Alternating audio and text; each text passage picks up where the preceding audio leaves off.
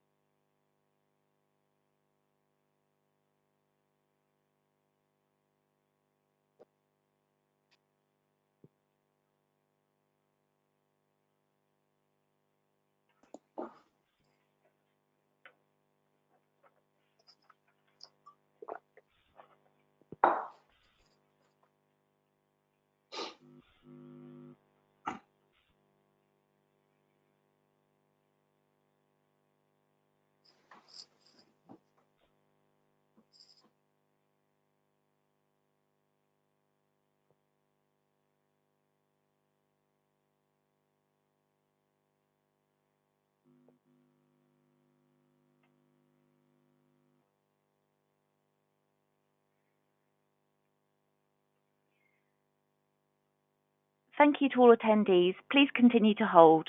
The webinar will start in 2 minutes.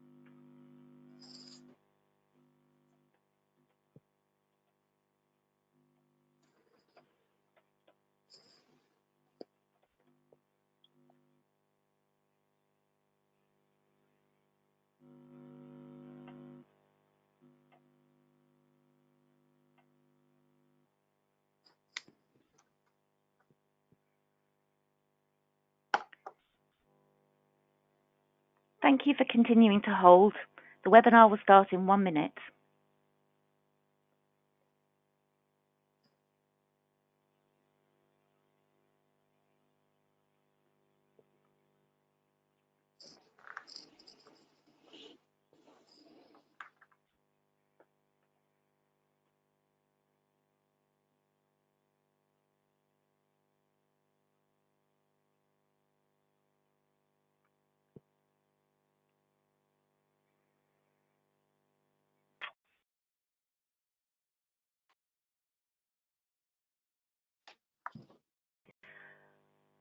On behalf of the Wireless Broadband Alliance, we would like to say a warm hello to everyone and welcome to the Wireless Global Congress Summer Webinar Series.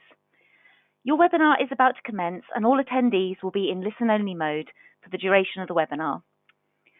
After each presentation, there will be a question and answer session. So if you have any questions you would like to raise, please enter them into the questions pane on your control panel on the top right-hand side of your screen. I would now like to hand over to your host for this webinar, Mr. Bruno Thomas, Director of Programs at the Wireless Broadband Alliance.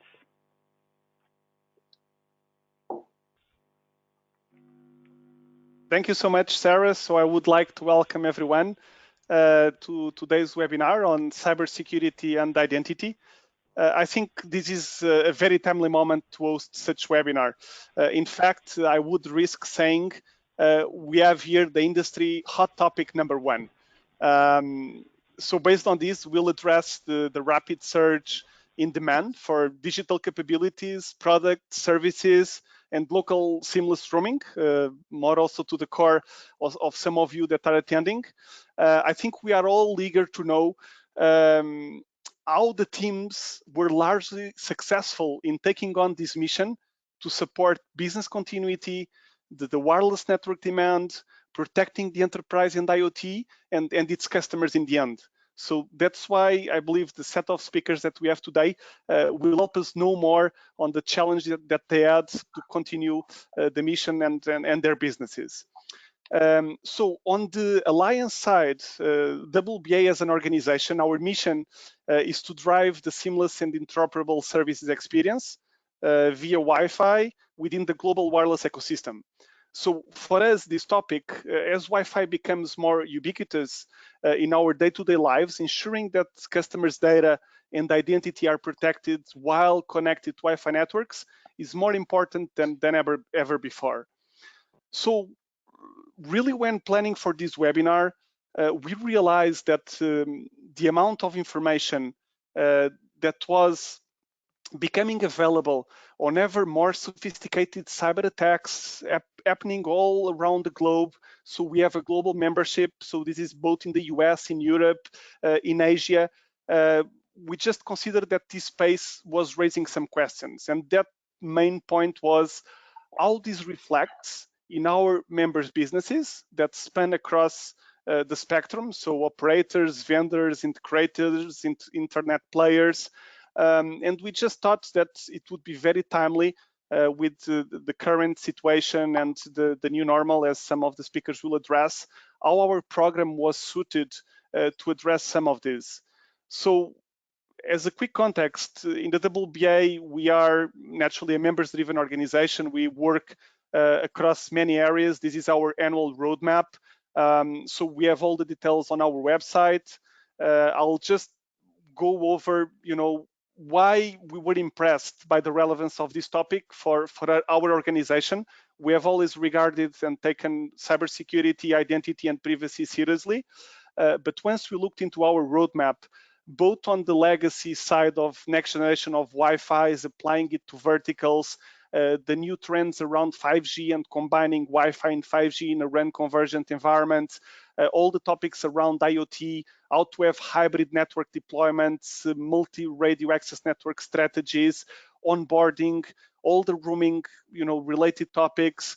Then on the testing, everything around captive portals, user experience, protecting the IMSI, the user information, the open roaming that we'll address later, and even policy and regulatory affairs. We kind of come up with the conclusion that at least 90% of our programs today already address security topics. And at the same time, in terms of identity and privacy, 75% of WBA activities already address also those topics. So it was a natural fit, even more timely for us to host this webinar today.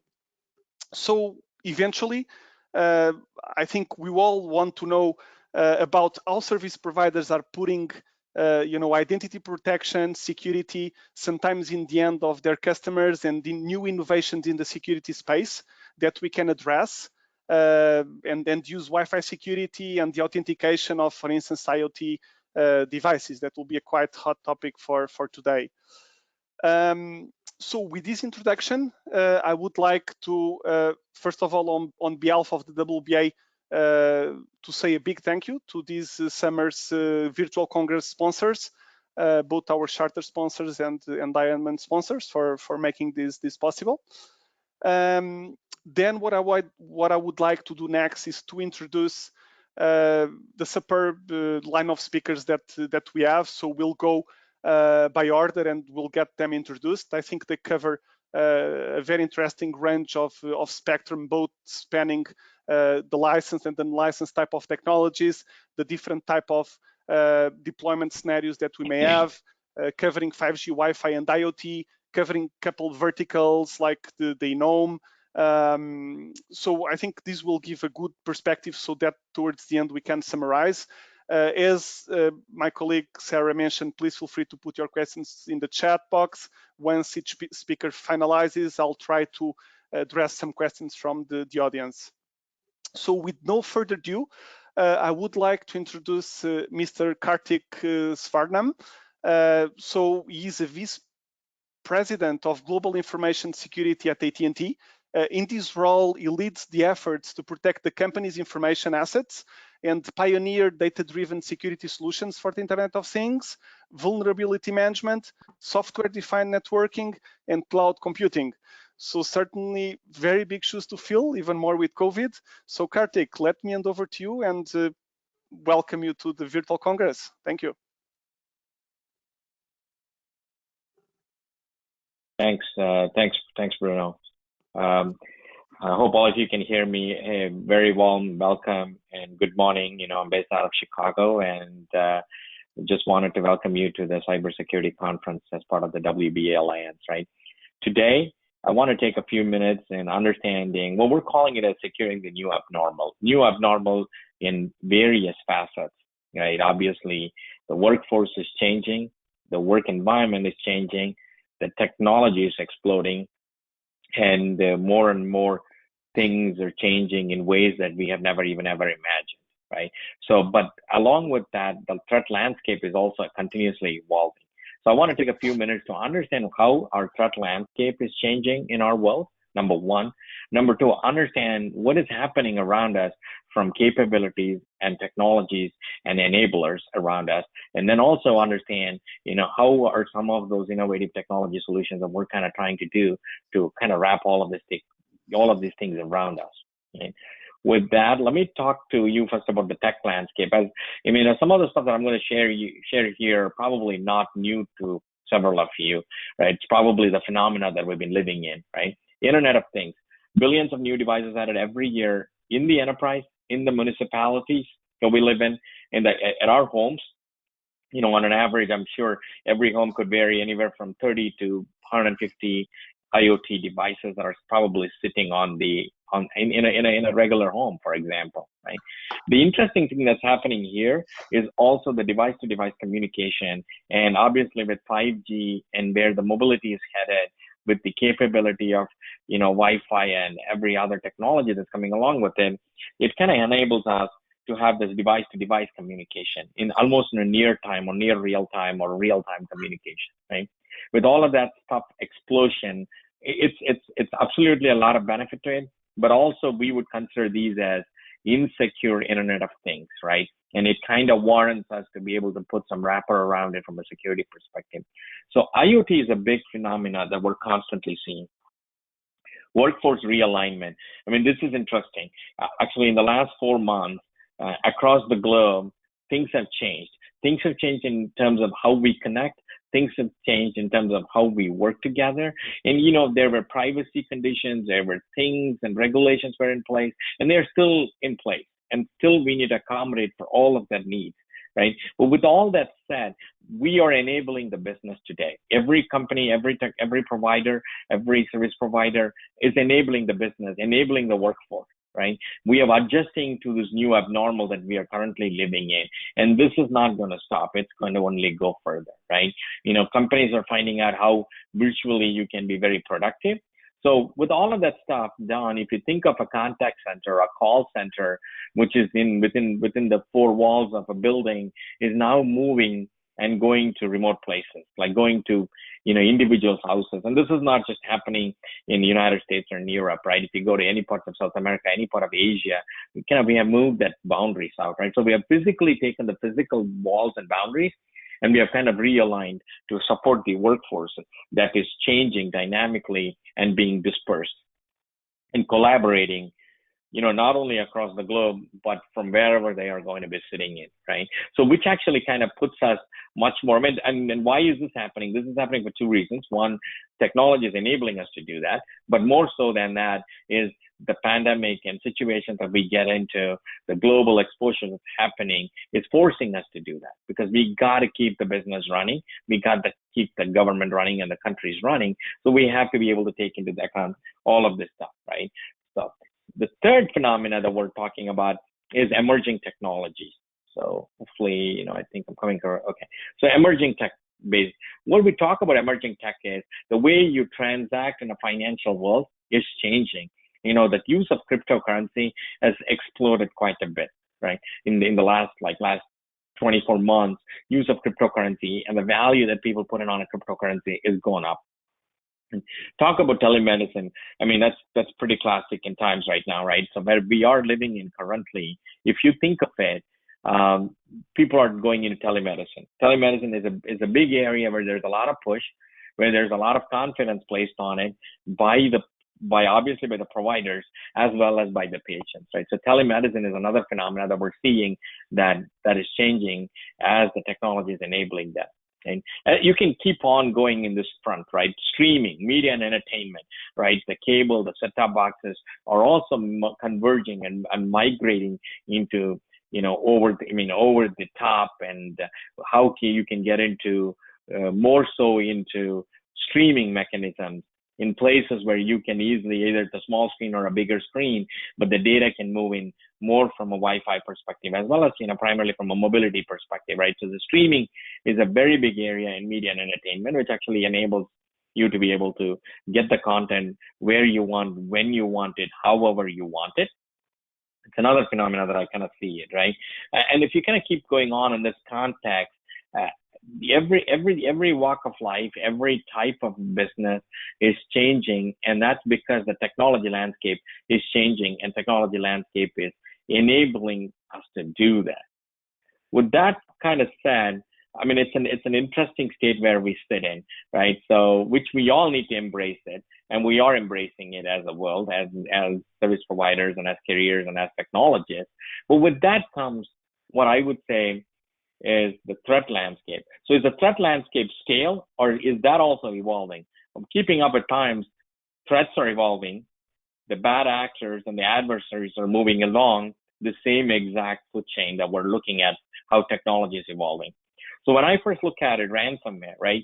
I think if I'm right, I think the first ransomware was in the 1991 timeframe, obviously 30 years ago almost, right? But nobody knew anything about it. It didn't really do much back then. It was very targeted, right? But in the mid 2000s, if you think of it, that's when more the crypto lockers and how can I lock things out started to come in, right? But what we have seen in the last 2 years, I think, in 2018, I have this 12% increase in terms of infections at an enterprise level. 12%, that is a lot, right? We're talking about 1 out of 7 devices being infected, or 1 out of 7 elements being infected, right? So this, which is fairly true, right? You typically, if a company gets the ransomware, it's almost the entire company is infected. So it doesn't have to be every company 12%, but when you look at grand scheme of things, it's a lot, right? And we have started to see in 2020, we've already started to see hundreds of ransomware starting to come out, right? So, which, it's very interesting because it's very money oriented, and obviously I think there are different types of stats you can fill, but over a large number of companies are also paying into it, right? So that's the easier way to get out, right? So ransomware is in the race. And the insider threat is a big problem. We have a lot of insider threat solutions, but most of the insider threat solutions are more after the fact.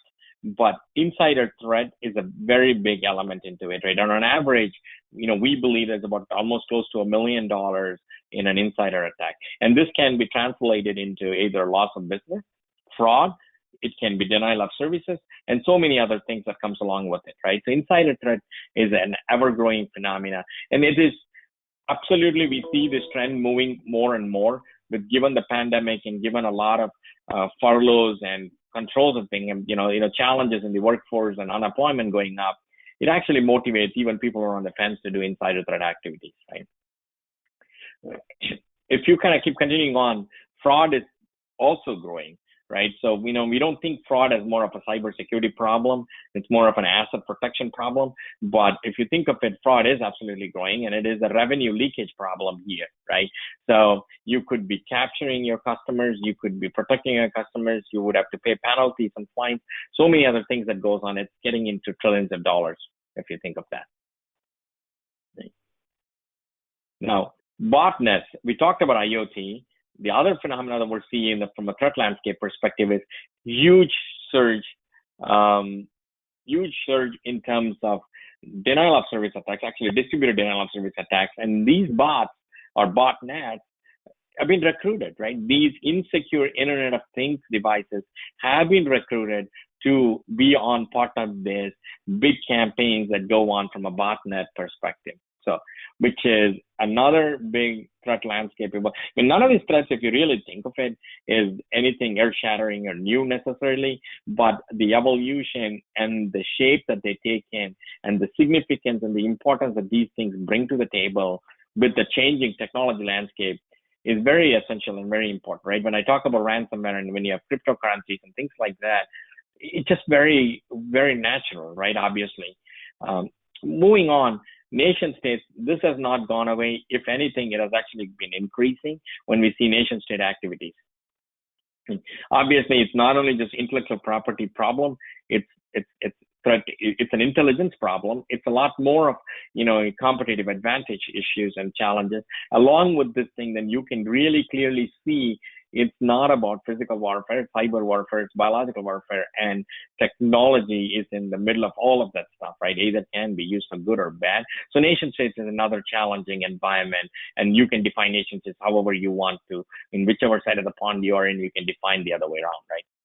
Now, IP theft still continues to be a bigger problem with the globalization and with the market prevalence in terms of manufacturing and changing environment in terms of how things are happening. IP theft is another problem, right? So when I look at it, these are the major threats, right? We talked about, there's a lot of technology changes. We can boil that down into those three buckets. And then when you look at the threats, there's quite a bit of threats, right? Vulnerabilities or millions of vulnerabilities exist in systems, right? And it is a hard problem to tackle.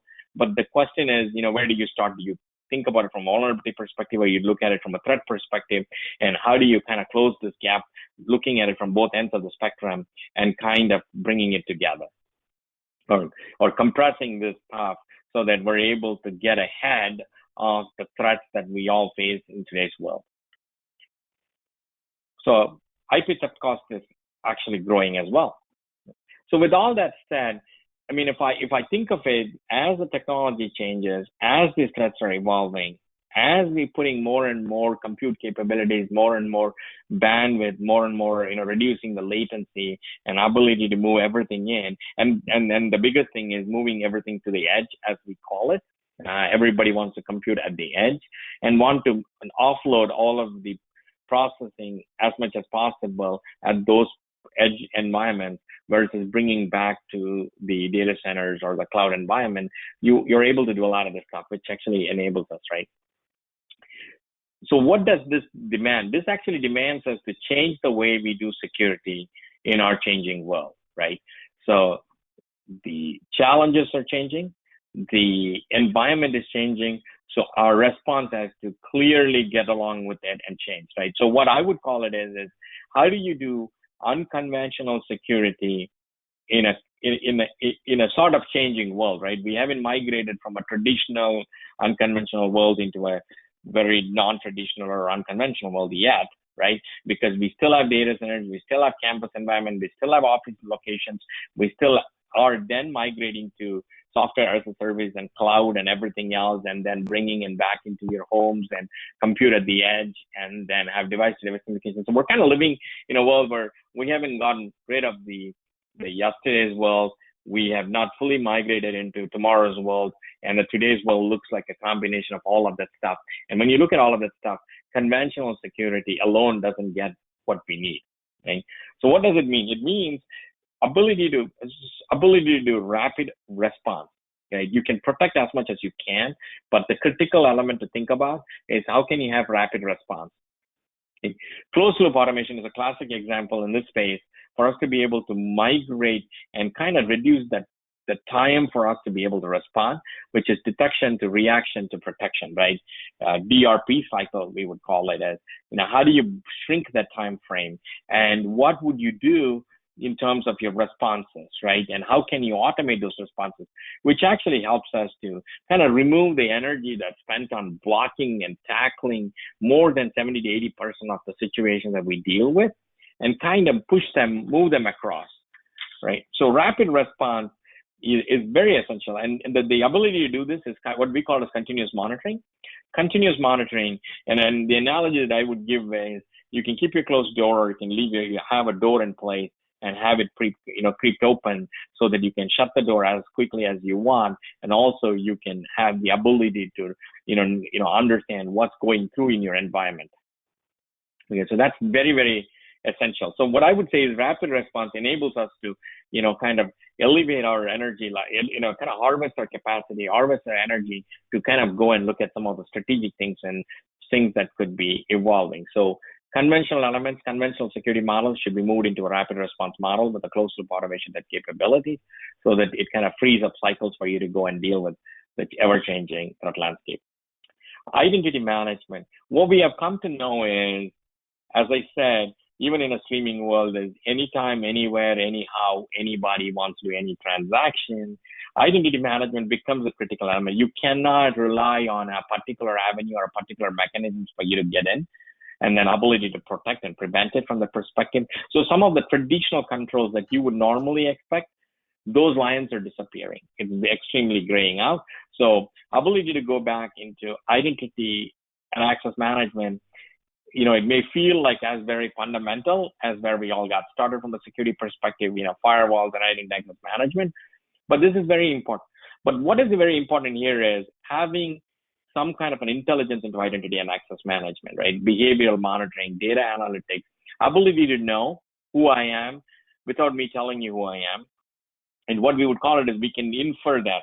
We can do data analytics, and we can pretty much zone in and give a level of confidence, or what we would call it a confidence score, to see whether the transaction is very authentic, valid individual or a valid transaction. And if I need to, I can step up and step down, right? So opportunity to have a friction and a frictionless environment. So introduce the friction where it needs to be and take the friction out where it doesn't have to be. I think identity and access management has progressed quite well and nicely enough for us to be able to get to do that. And companies and organizations have to really emphasize on that factor, right? The last thing is what we call next generation solutions. As you can see, pretty much a lot of companies are talking about zero trust. The biggest thing is more than the zero trust.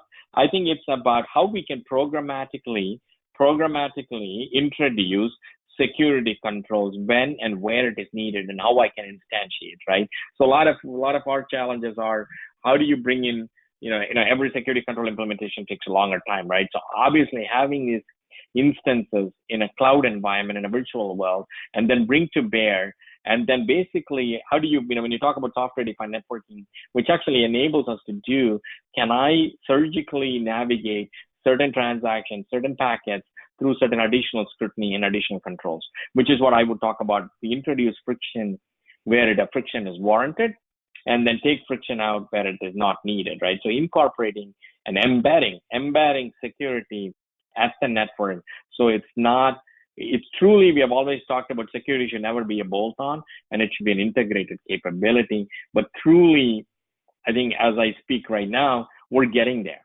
We're getting there with these capabilities, what I would call it as programmatically incorporating security as part of software-defined networking and instantiating these security controls to bring to bear, and using some level of confidence scoring to navigate your traffic through, so that not everybody is subject to all sorts of scrutiny, but when it is needed. So basically using intelligence and behavioral analytics, which actually kind of enables us, right? So it's a very data-powered a security environment that we're migrating towards, which to me is, I'm very passionate about, which is very interesting and very doable, where we can prevent the bad things while enabling the good things to continue on. I know that I kind of went through quite a few things, That's kind of where we think about from a technology landscape, the threat landscape, and how our solutions keeping up with it. Thank you. Thank you so much, Kartik. Very comprehensive presentation. I think you raise even more threats that probably the audience would expect. I could count 6 at least coming out of your presentation with growing numbers. So that's clearly a trend. Let me just show here the screen. Okay. Yeah, Kartik, I think we have some time for a few questions. We have been monitoring here what is coming out of the audience. So probably I think this ties nicely with one of your last statements that is about, and in fact is something that you do over in AT&T, that is about data. So we have this trend of data is gold. So the much you are able to act upon that data and use it to deploy your services, the better suited your organization will be. I think the question is how much data is playing in securing these use cases and probably enterprise. That's where we feel more pressure and more changing environments. And at the same time, if you are using data, what should one think first or consider while designing a simple security system if they are looking to go to the next stage? Yeah. I mean, that's a very interesting question. I think we're living in a data-powered world right now, right? Everything revolves around data, and data can be powerful. It can also be a distractor and a noise. So I think the critical element is to be able to understand, what are your data feeds that are coming into your security system, and ability to create what's a normal behavior versus anomalous behavior, and which means I would say take your data elements coming in, we feed them into what's called a STORM platform. We do a learning on top of it to understand what are the things that we're seeing that are abnormal behaviors, right? Either it is in terms of either that's not a normal transaction or not a normal authentication coming in, or it's not a behavior that I expect to see, right? So I think with the learning systems, when I talk about introducing friction and taking friction out, so if I expect you are authorized user, you have an authorized system, and you're walking in, right? But your behavior is not an expected behavior, right? That's very critical, which actually then talks about a human compromise. When you talk about human compromise, yeah, sure, it's the right person, right laptop, right machine, right access, right network. But the human has been compromised, right? Maybe we live in a pandemic world. We live in a world where there's so much unemployment right now, driving, which actually motivates people who don't want to normally do bad things to do bad things, right? So it goes back to an insider threat problem, where in which case you can look for, hey, this person is doing certain things that's not expected behavior, right? The expected behavior could be, I don't expect to see this thing end of the month. I don't expect to see this many times. It could be volumetric. So dynamically, what I would call is dynamic data protection, looking in all of these feeds coming in, the machine learning is actually processing and then actually throwing out to say, well, these are anomalous behavior, right? So then what we do is we take certain basic stuff and say, after a few months, we say those things can be automated in a closed loop automation. Just block it, or whatever, or that's a false file, right? So that's kind of how we would use. So take the data powered element in small chunks, use it for certain capabilities, not try to boil the ocean, but try to look at it and saying, hey, can I use data powered to, tackle phishing activities in my environment? Or somebody pretending to put up sites like my site, right? Can I do, pattern matching to do that? So have very specific, simple use cases. Then I think then you deliver that, and then that's kind of how you would evolve it. Yeah, that's a very that's a very good point, Kartik. And in fact, I was just probably making the bridge with another question that we received here that was around the wrapper for the security. So someone in the audience is asking, how about some native and hardware embedded security directly from the manufacturing? And I would just complement this question with, researching cybersecurity. I think we are always thinking about an afterthought, and you bring some new ideas on what we can do more in advance as a strategic imperative, rather than go and recover some ground. So just asking you, based on the priorities that you have, if there is any embedded type of strategy for new processes, new technologies, anything network-based. So you mentioned network-based is new generations of cellular or RAN convergence also playing a role into forcing the vendors to embed this on the hardware. Is that the mission that you also have? Yeah. So, I mean, I would probably talk in generic terms, right? I think we talk about in security, I think one rule of thumb is difference in depth, right? And difference in depth that was defined up until now is having multiple types of security controls in place, like, having your endpoint protected, your firewalls protected, and your identity protected, right? Now we're still talking about defense in depth. And when we talk about defense in depth is how can you embed security at various layers, embedding it to it, right? So as a network and as a carrier, we need to be able to embed security at the network, at the transport, right?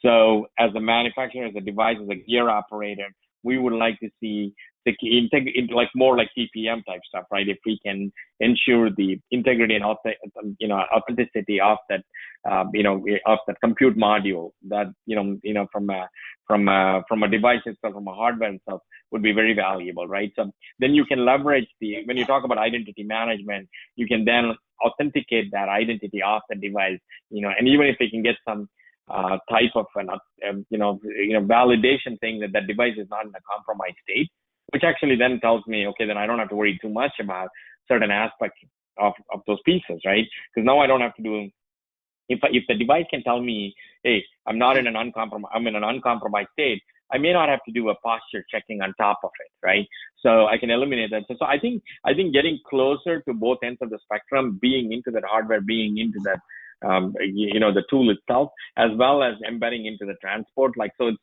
instead of coming closer, I think, how do you spread it out and embed it? I think there's a lot of value behind it. So. Mm-hmm. Okay. No, yeah, that's quite interesting perspective. And really, I think we are on top of the hour, but I would like to make one final question, Karthik, and because we have a quite pro Wi-Fi audience, I had of a mixed type of approach here, because I think your role is very broad. So I imagine that everything that is security ends up being addressed, or you are on the loop. So in terms of Wi-Fi, we had a question in terms of course, some news that come in terms of internal, external threats, and if for Wi-Fi infrastructure specifically, is this something that AT&T monitor or protect against? So either intentional or unintentional? You mean AT&T monitors for Wi-Fi security, you said, or? Yeah, so in terms of the question is really around some of the highlights in terms of the equipment itself, and privacy and identity. Just checking if I imagine you have an holistic type of system for alarmistic that cover all the access networks in that sense. If somehow Wi-Fi is included as a, let's say, a black box where you have some notifications for security threats.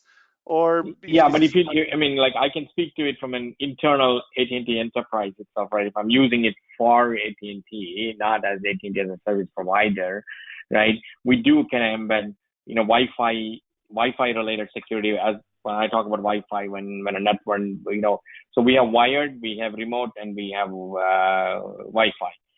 Right, like those are like our campus network environment. In those campus network environment, we definitely look for security onto those Wi-Fi. Again, doing posture checking, understanding what devices are getting onto the network, what level of security that those devices have it, and then ability to quarantine and move them into a guest environment type stuff, right? So that's kind of what we currently do internally. So.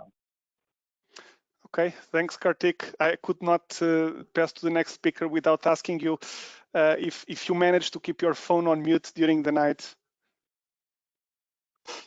If I can keep my phone on mute during the night, not really. I have a great team, so I think it's a divide and conquer world. So yeah, definitely, I don't keep my phone on mute, but my phone does not ring. I think we share that thing, right? I don't want to knock on wood, right?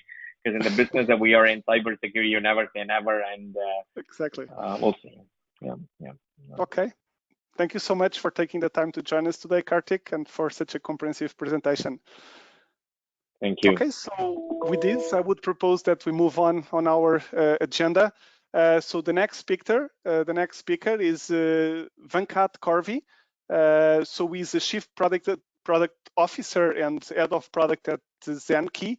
So this is the US M&O solution for unlocking trust in the digital ecosystem. Quite a mission by the scope. So let me hand over to you, Venkat, please. Thanks, Bruno, and good morning, friends, colleagues, and fellow problem solvers. Warm hello from almost slightly overcast Boston here. And it's a pleasure to be speaking with you today. And thanks for taking time to attend the conference. And without further ado, let me get into the subject matter. And as Karthik so rightfully and clearly pointed out all the threats we have, and thanks for the great foundation of the threats we are facing today, Karthik. It really, I think, laid the foundation for all of the speakers as to what the solutions might be to address those threats in their own way. And I will be focusing specifically on identity and authentication. And when we look at the threat landscape in identity and authentication, mobile account takeovers have increased by more than 80% year over year. Right? We have just seen this across the board, no matter which carrier. This has been the problem that has been growing rapidly. And just looking at data with the last 2 years, we have seen a tremendous growth of 80%. The numbers for 2019 are not in yet, but we can only assume that those numbers are at least being contained or growing at the same rate. So the numbers are not yet for 2019, but this is becoming a growing problem for the industry. Cybercrime complaints are up to 35% year over year since 2014, right? So if you look at cybercrime complaints, evolution of cybercrime complaints, you're looking at almost 400,000 complaints a year in terms of 2018, and the numbers are not yet in for 2019 yet. And we can only assume that they have been growing rapidly since that time. And to compound everything, the revenue losses from identity fraud alone, I think we've seen the previous presentation that it's almost $1 trillion loss when it comes to cyber fraud period. But if you look at identity fraud, the numbers are almost hitting $17 billion just in the last year alone, 2019 and 2020. Which remains to be seen what the numbers look like, but we can assume that it is just as challenging in 2020. And to compound all of this that we have to face as businesses, right? This is a new reality, COVID, right? And we have seen that the new reality for businesses and employees and consumers is that across the board, we are seeing major operations of banks and infrastructure that we depend on daily closed. So all of that is moving digital. We are seeing as employees today ourselves sitting in our home and working, accessing sensitive corporate networks, using either BYOD devices or bringing our employer-issued laptops with probably inadequate infrastructure or scaled infrastructure to handle the load, where now they have to look at threats coming in from an insecure Wi-Fi, my home Wi-Fi, and having to deal with that as an employee, as a business, and to maintain the same levels of security as an employee used to have when they were in a secure corporate network on campus, whether it's Wi-Fi, wired, or remote. So this is a new reality for employers, actually, that how do you secure your workforce, right? And it's by the end of the year, we're going to see almost 21%, 30% actually work from home. And this is increasingly becoming the norm. And we're seeing that in this time, actually e-commerce has actually increased by over 23%, right? The activities, and whether it's Amazon or whether you're grocery shopping, that has increased exponentially over the last 6 months. And we're seeing that in these times where everyone is isolated, staying at home, there is an increased need for collaboration. So everyone is having confidential, sensitive, collegial conversations on Zoom or your favorite, webcast communication platform, and that the communications are online is increasing, the commerce is increasing, and we're seeing that all of this makes it a very ripe situation for a hacker that sees the chaos in the industry, chaos in our daily lives, chaos and confusion to attack our employees, attack consumers, target them with increased fraud activity. And we've seen that the COVID-related digital fraud has increased by 22% in the last 6 months. And we can only assume it's going to grow as this becomes the new normal, right? And given this situation we face today as employees and users and businesses, what is one of the most commonly used tool in the toolkit we have to protect our employees' digital devices? Right. The primary industry method has been OTP. Right. This is something that has been at least in work for the last 10 to 15 years, and it is still the predominant method for how we secure our verify identities that the user has the device that they claim to own using a one-time password delivered via SMS or email. Every large corporation and every small corporation relies on this, thinking that this is a solution, how they can verify that the user or the employee or the person on the other side of the wire holding the mobile device on which all business is conducted, this is the only way to authenticate and authorize that device, right? So the question is it working, right?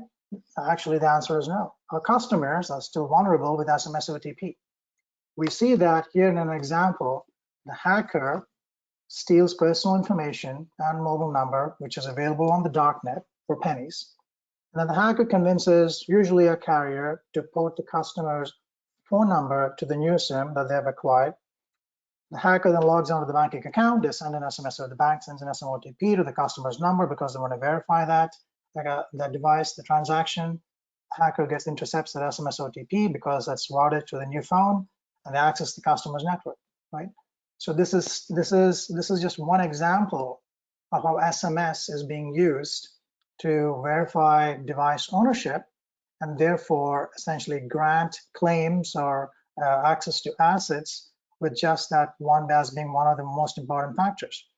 And SMS is first, as I think we all understand that SMS is basically a stateless communication protocol that does its job very well, which is send messages, but it is not designed as an authentication system. Now, it is not the fault of the industry and businesses that they have taken the most convenient route to verify device ownership, which basically confers identity ownership, a sense of identity to the user owning the device, and all the rights that come with it, because that was the most easily accessible tool that they had to verify, the device was in possession of the user, right? And so everyone gravitated to this tool over the last 10 years. And rightfully so, we have seen a lot of fraud associated with it. And the industry, the consumers, the businesses have been asking, well, we need a better solution. Give us a more secure SMS solution, right? So this is something like, if you would entertain this analogy, the industry has been asking for a faster horse, a better horse, right? So as carriers, we serve millions of users across the country, and so when we had to think about, well, how do we participate in the solution when the SMS which is routed on our networks is being used in a way that was not intended to be used? Do we give consumers and the industry a faster horse, right? And so if someone asks for a faster horse, you have to probably not give them a faster horse, but give them maybe a Model T, right? If you follow the analogy. So the industry, the four largest carriers in the US came together about 3 years ago and started on a venture on a collaboration that evolved over the last 3 years. It was 4 carriers then, now it's 3 carriers today, to create Zenki, right? This is our faster horse, quote unquote, or the next generation solution, which is purpose built to solve authentication in the mobile and digital ecosystem that we live in today. And through this collaboration, a very fruitful collaboration and partnership with fierce competitors in the marketplace, we realized that the industry has to come together, the wireless industry has to come together to come with a simple, elegant, powerful solution for our users, for enterprises, for businesses to authenticate their consumers in a more secure way. And also ourselves use the solution that we have built to ensure that the fraud and associated with mobile authentication, there is a solution that is the most robust, the most secure, taking into account the technology, the state-of-the-art technology we have today, and make investments to solve the problem. And so Zenki was created as a joint venture by the 4 carriers, now 3 carriers, AT&T, T-Mobile, and Verizon. And we have created this joint venture and a product and a solution. We brought it to market last year. We announced it to a lot of service providers at major conferences, and now the app is actually in the App Store. And it is my privilege to be part of this journey and effort as the head of product at Zenki, and also as the product technology lead at Verizon. And we are excited to share our views on how trust can be built in a digital ecosystem as generically, and also maybe draw parallels and give examples of how we handled it in Zenki to offer a solution for our users and the marketplace. Right. So digital ecosystems, right, thrive when there is trust between users and service providers. Think about Airbnb. Think about your favorite marketplace, right? It works because there is trust, right? The businesses that are in the space, service providers, have to have a level of trust that is there between the users have to trust the service providers. In other words, the supply, and the demand side, which is users, have to be in turn have to be trusted by the service providers that they can do business with. When this trust is created across service users and service providers, the demand and the supply side, right, you build a really healthy ecosystem. This is a very basic principle of building an ecosystem, a healthy ecosystem, especially a digital one, and this trust is key. Now, I think we've realized that over the last decade, building trust in digital ecosystems is not the same as other offline marketplaces. The challenge in the digital ecosystem, especially as global as, when I say digital, I truly mean digital. Anything that you do transact digitally today is a digital ecosystem. And to provide trust is not easy, which is why all the businesses rely on various methods to identify who you are, to know that you are who you say you are as a user. And they try SMS OTP, they try password, they try knowledge-based authentication. They pull every trick in the book to understand, are you who you say you are? And all of this has caused a lot of friction, abandonment, which actually costs businesses tens of billions of dollars a year, if not almost touching almost $80 to $100 billion of abandoned business because of so much of friction that is introduced to reduce fraud, which they have to tackle. So in fact, I know there's almost saying in the industry that as much as we're trying to fight fraud, we are losing even more in abandoned businesses, about business transactions that are not taking place because consumers are saying, this is too hard, too complicated, I cannot do business this way, right? And that's what's happening in the digital ecosystem. And so Zenki, when we looked at this problem, we said, we're going to try to verify users in the way we know best. We're going to authenticate them. Many of our users subscribers of carriers, which basically covers about 98% of this country, of the US population. We will verify them and authenticate the devices using the best technology available. We're going to, when any service provider wants to use Zenki to authenticate the users, we're going to vet them.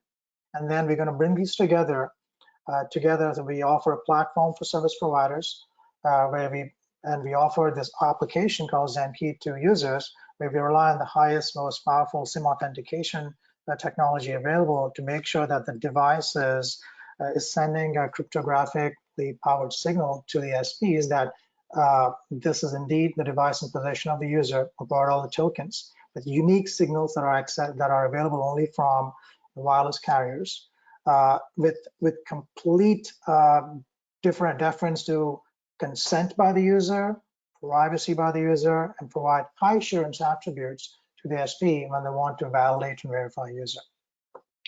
And the digital ecosystem has to be built with security first in mind, especially in today's world. So when we look at how we tackle that at Zenki, right? We not only ensure that we are authenticating the SIM at the network level by using EPKA and other advanced protocols to ensure that this device is actually in possession of the user.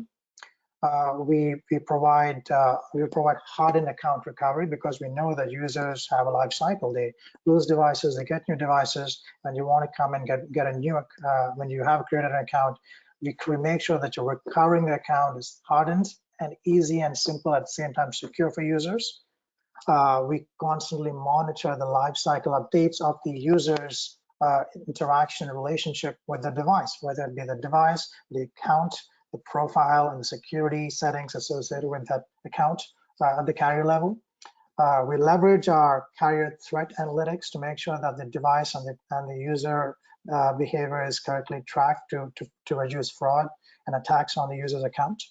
And we request signing a proof of key possession cryptographically when the transaction of authentication tokens happens from the device to the carrier's network.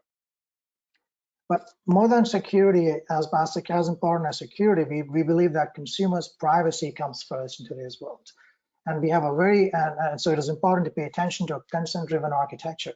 So at Zenki, when we were looking at this, was we rightfully made the right decision that the entire architecture is not designed to make another super aggregator where we build one entity called Zenki. Zenki's architecture and platform is actually resides on the carrier in a very decentralized manner, right? So the user at AT&T, Verizon, and T-Mobile maintain that relationship with the carrier. They give the consent to share any attribute they want to share with NSP. That consent is captured by the carrier. That backend infrastructure is stored in a decentralized distributed way on the carrier side. And what Zenki does is we create a great discovery platform for service providers to discover who the carrier is, route the signal, enable the routing of the authentication or authorization request to the right carrier, and then Zenki's backend on the carrier does the authentication and returns all the tokens and information which has been consented to share by the user to the service provider. And great technology can only take you so far if you don't have great user experience. So at Zenki, we place the user at the center and we ask, technology and security aside, is this a great user experience? Are we making our users' life easier and the experience bringing more joy to the transaction and making security, which can be a very challenging experience for many users, a joyful experience and provide them the peace of mind when they're doing a transaction digitally, right? So some of our core principles, I think any modern marketplace, any identity system should take into account is that put the consumer in control of their data, right? And we know it is an easy thing to say and we take it for granted, but unfortunately we've seen that many products out there are not putting the consumer in control. They obfuscate what data is being shared user data is being shared with some third party, and there are many examples. But when it comes to our implementation by the carriers and Zenki, the consumer is always in control, right? So when data is shared with let's say, a bank application, we provide clear context that Zenki is sharing with the consent of the user the following attributes, and the user can enable and share. We ensure that the service provider is verified, as I said before, that the bank application, any SP application has been vetted by Zenki, that they're following, they have certain terms of service, they have certain things in place, and so that with all the right terms of service, so that they're actually verified by Zenki that they're an entity we can do business with. We essentially control the attribute flow by informing the user that the carrier, whether it's AT&T, Verizon, or T-Mobile, will share the email address with the consent of the user to the service provider, right? And then we capture express consent by the user that they are providing consent to share these data attributes, which can be revoked at any time by the user if they no longer feel comfortable sharing that attribute with the service provider. Let's take an example of how this works. It comes into play when it comes to new account registration. Let me share a brief video here. Let me start from the start. So here's an SP. You go to the bank app. Users ask for enabling share. The user can actually change the settings of what attributes they want to share. They click on enable and share, and the bank application gets the data from the carrier's backend using OpenID Connect standards, and the bank can decide that with the token information they have, they can create an account for the user, and basically with a seamless experience, with the one-touch experience, they can basically create a digital account with a high level of assurance that they know who the user is. So effortless sign up, the validated mobile number, validated email, the customer's in control. Those are all the things that customers have been asking for. And I think, when we looked at how we were going to do it in Zenki, we thought it was very important. Another use case is authentication, right? So if the user tries to log into, let's say, a bank application, which has integrated with Zenki, they click on sign in with Zenki. The Zenki application on the phone launches, the user grants consent, they want to sign in. With express consent, the user is authenticated into the bank application. This cryptographically does the same EPK authentication. The tokens are received by the bank application from the carrier, and any data that the user has consented to share, and they're inside the application. So no messy OTP codes, a more secure way of authenticating the device ownership and an account identity associated with the device with a simple integration by the SP. It's highly secure, effortless, and you get a trusted request origin. The customer is in control. Right now, we also, when we think about building these kind of ecosystems, you got to think about all platforms. So mobile is not the only platform. The desktop browser platforms are actually just as equally important. So when we thought about how do we make sure that this can be available in most places, we made sure that a platform like Zenki could be used when the user was signing into a website on the computer, and Zenki application can be used. So here's an example of what happens when you try to log into a website. You click on sign in with Zenki on the desktop, the Zenki app launches to finish the authorization transaction on the phone. User grants consent, and the user is logged into the website. And a very key important, use case that we've seen our users say is confirmation of transactions, right? Let me just pause this for a second. So, today we do a lot of transactions digitally, and the challenge with those digital transactions is that anybody who has your password into an account can possibly authorize a transaction. So, which is why service providers like banks and other merchants, they want to send an OTP for certain sensitive, important bonds to ensure that you are indeed who you say you are. And again, SMS OTP being the proxy for you are who you say you are. So when we want to solve this very important problem with Zenki, we built a use case called user confirmation of transactions. So if a user is at a bank and they want to send money to or do any sensitive transaction, and SP wants to know, is the user really who they claim to be, even though they're logged in with the bank username and password into the bank, they can use Zenki to ensure that that transaction is validated with, they get the tokens from the carrier, so the user is in possession of the device and there's an identity behind the device that they can trust. And that's called Zenki confirmation. So here's an example of what happens when the user goes to the bank to send a money transfer. Normally you log into the bank username and password, you click on send money, and the transaction takes place because the bank trusts that if you have the password, it's you, right? And we know that's not always the case. So when Zenki wants to solve this, when you want to solve the problem with Zenki, the user clicks on send money, and then there's a choice to continue with Zenki. The Zenki application launches. The user can confirm on the app that they want to send this money transfer to John Doe, and they can basically, once they say yes, the tokens are given back to the bank application and the transaction is completed, right? And I think the more interesting thing about this is that this also works in an asynchronous manner. So in other words, if the user is going about his day, doing his job, and suddenly, someone logs into his website somewhere and they try to, because they have the password and they authorize the transaction, the bank can initiate on the server side, a transaction confirmation request, and the user gets a notification on the phone. Yes, as you saw right now, confirm you want to send money, right? So if the user notices that that is not what they intended to do, there's something awry, they can say deny the transaction, and the user basically denies the transaction. The bank gets another signal that the user is not actually authenticating a transaction when actually it's happening on their account on the website or on the bank system. right? So they can do something with that data and elevate the risk and step up the transaction from an authentication standpoint into a different level, maybe with a phone call or something else to seek confirmation of the transaction. Right.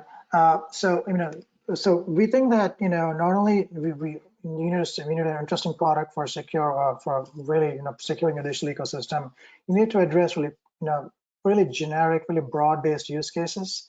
And we think that the use cases that we do every day, like registering for accounts, creating an account, authenticating into accounts, doing a transaction on an account, are really key for success in the digital ecosystem. And there's many more we want to take on in the next few years.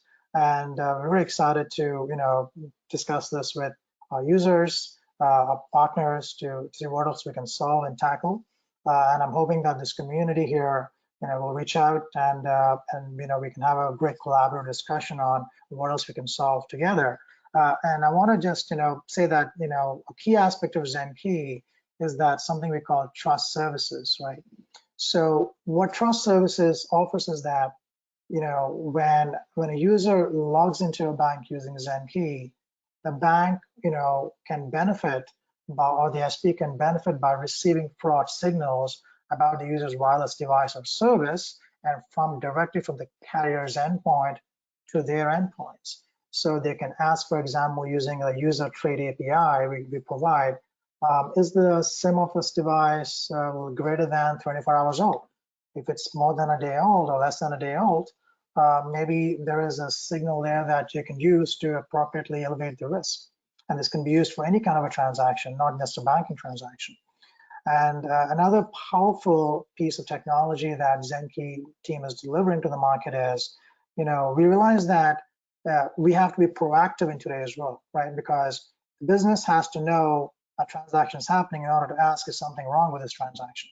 But when we as carriers in Zenki see certain events happening on the wireless accounts device, the device or account, maybe there's a SIM swap, there's a SIM change, there's an account change, right? We would send event alerts. All of this is with the consent of the user to the service provider in real time, so that they can take proactive action. For let's say your device or phone is lost, you report it to the carrier. The first thing you do is you call the carrier and say, my phone is lost. You don't call a bank, other 10 service providers that your phone is lost. You contact the carrier. Once the carrier is made aware that your phone is lost or stolen, for SPs that are subscribing to those events, they would get an event such as a bank saying that there's a device is stolen, a lost device, a stolen device, or device change alert notification, and they can take proactive action on their side to protect the consumers, right? And we want to work, as I said, with the right service providers. We want to vet our service providers to make sure that the businesses that are getting the data are entrusted with the data are going to use data appropriately, and then that's part of a vetting process. So in summary, and as an example of how this can come into play, let's look at a device example, right? So the user has a bank account.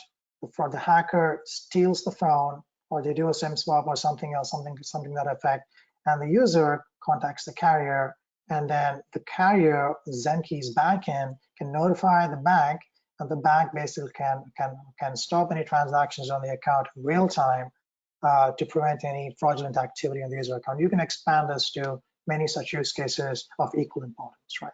So, in summary, digital ecosystem, right? You have to think about the user. And so for Zenki, our solution is that we want to make sure that registration and authentication is seamless.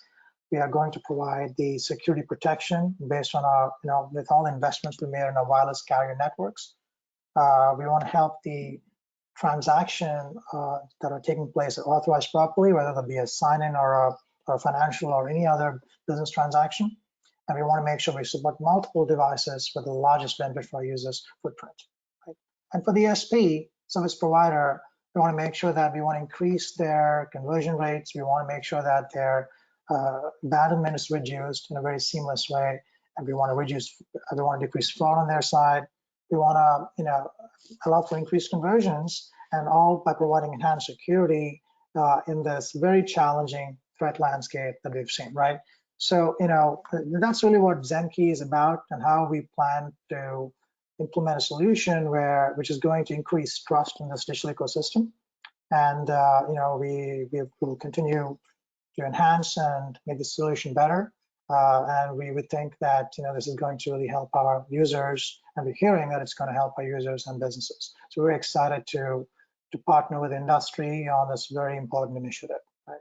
So thank you very much for your time. Do reach out to me if you have any questions or feedback, and I look forward to discussing more in the further days and weeks with you.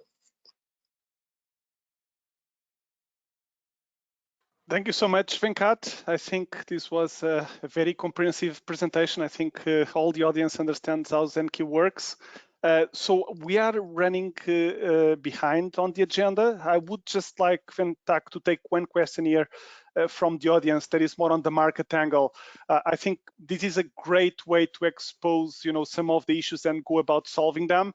But I think we are all used in the industry, for instance, when you are accessing your bank account, that if you are in a public Wi-Fi network, you think twice before doing it. I think in the consumer's mind, you would not think the same way if you are on a cellular network.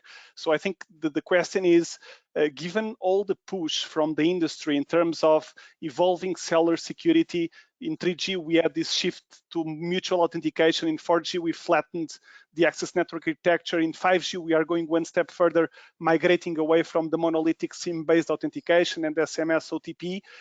What is really the market way to go to a user and tell them that you need to download an app to have this level of security in a cellular network, a service that you pay and so on? I think it's more of a market question.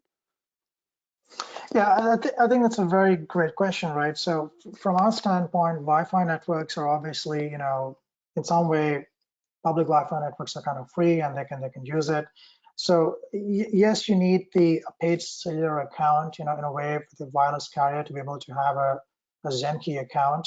But the reality is that 98% of our community in the country today will always have a cellular account. That number is going to increase.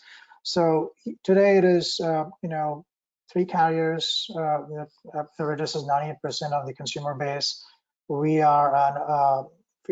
work with other carriers, and the plan is to make sure that it reaches 100% in the next few years across the US. So it will be quite ubiquitous from our availability standpoint. And for consumers, the solution is free, right? There's not a paid solution for our consumers. It will always be free for our users. And the carriers are bringing to bear their investments in networks to make sure they're protected. And the relationship really is with the service provider to make sure that they work with us to protect the users, right? So we are making these investments to protect our users at no cost to them. And we're going to be using it as carriers ourselves, and other service providers are going to be using it too. So if we think that there is a plan to make it ubiquitous over the next year or two. Okay, no, that's some very good insight. So thank you again, Venkat, for joining us today. Thank you very much for your time. I appreciate it. Thank you. Okay, so I would like to move on to our next speaker. So next we have Paige Heller from Endpoint Security. So Paige is a 7-time founder.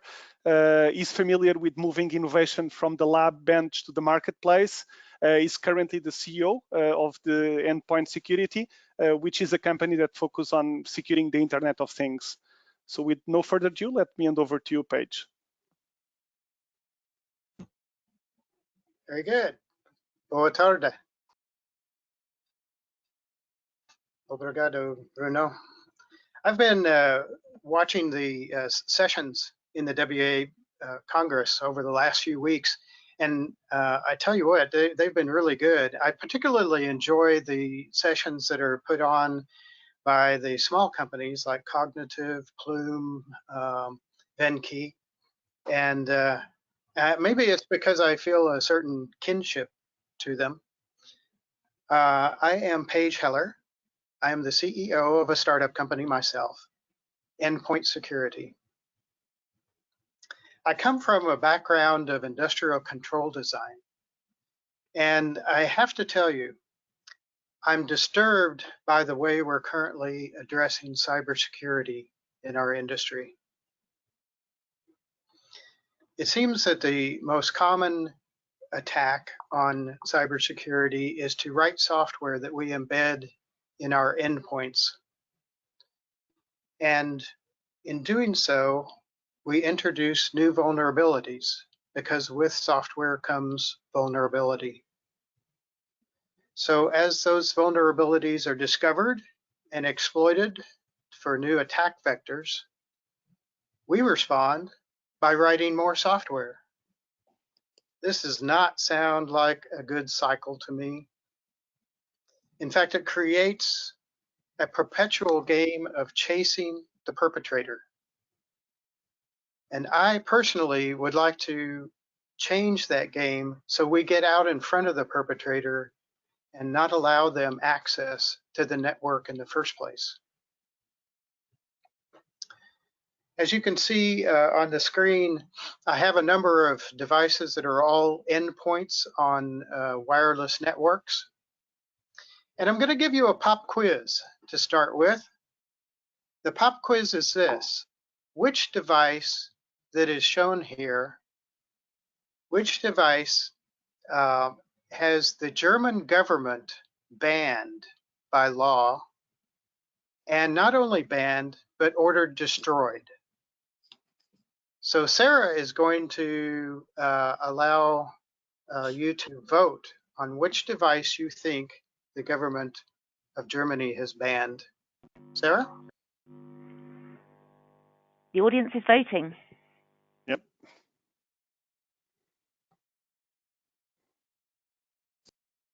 Very good.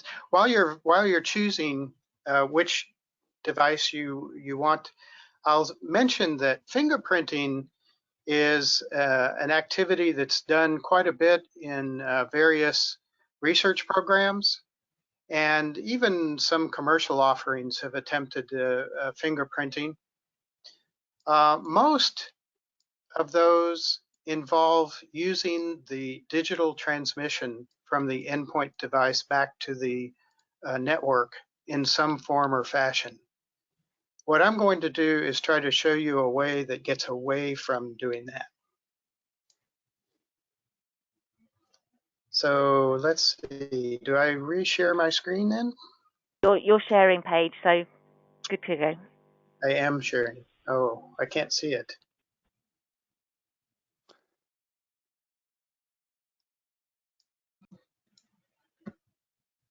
Yep, we are able to see.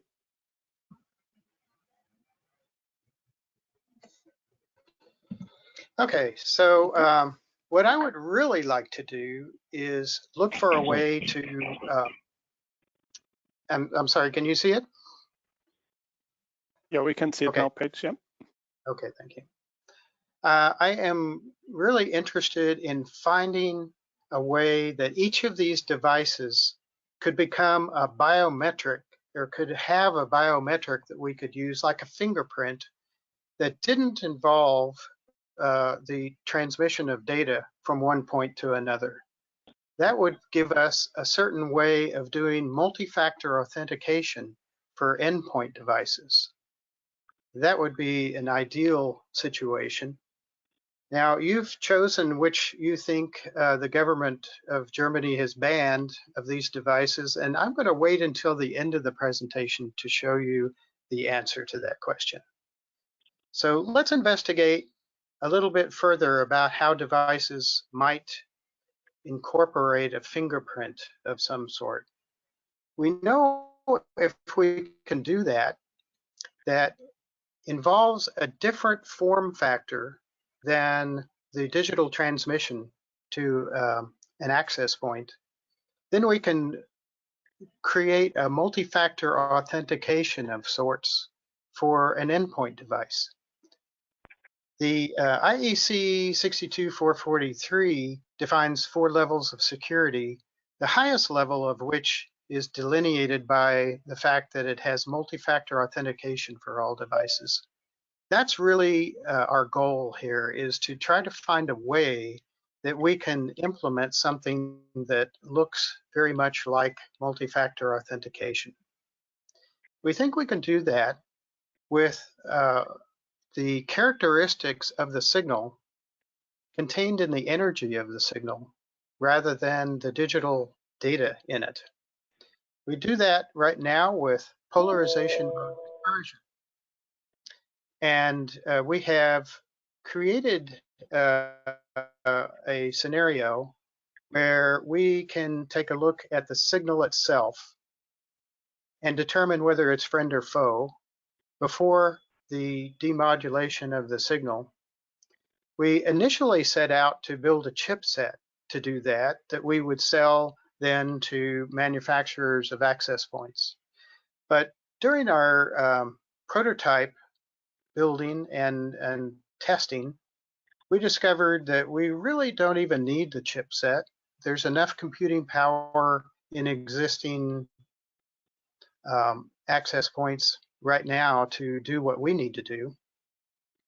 So we have pivoted to a licensing business model strategy for a polarization technique that can provide authentication to endpoint devices on the physical layer. So before I get into how it's done, let me give you a little refresher course on polarization.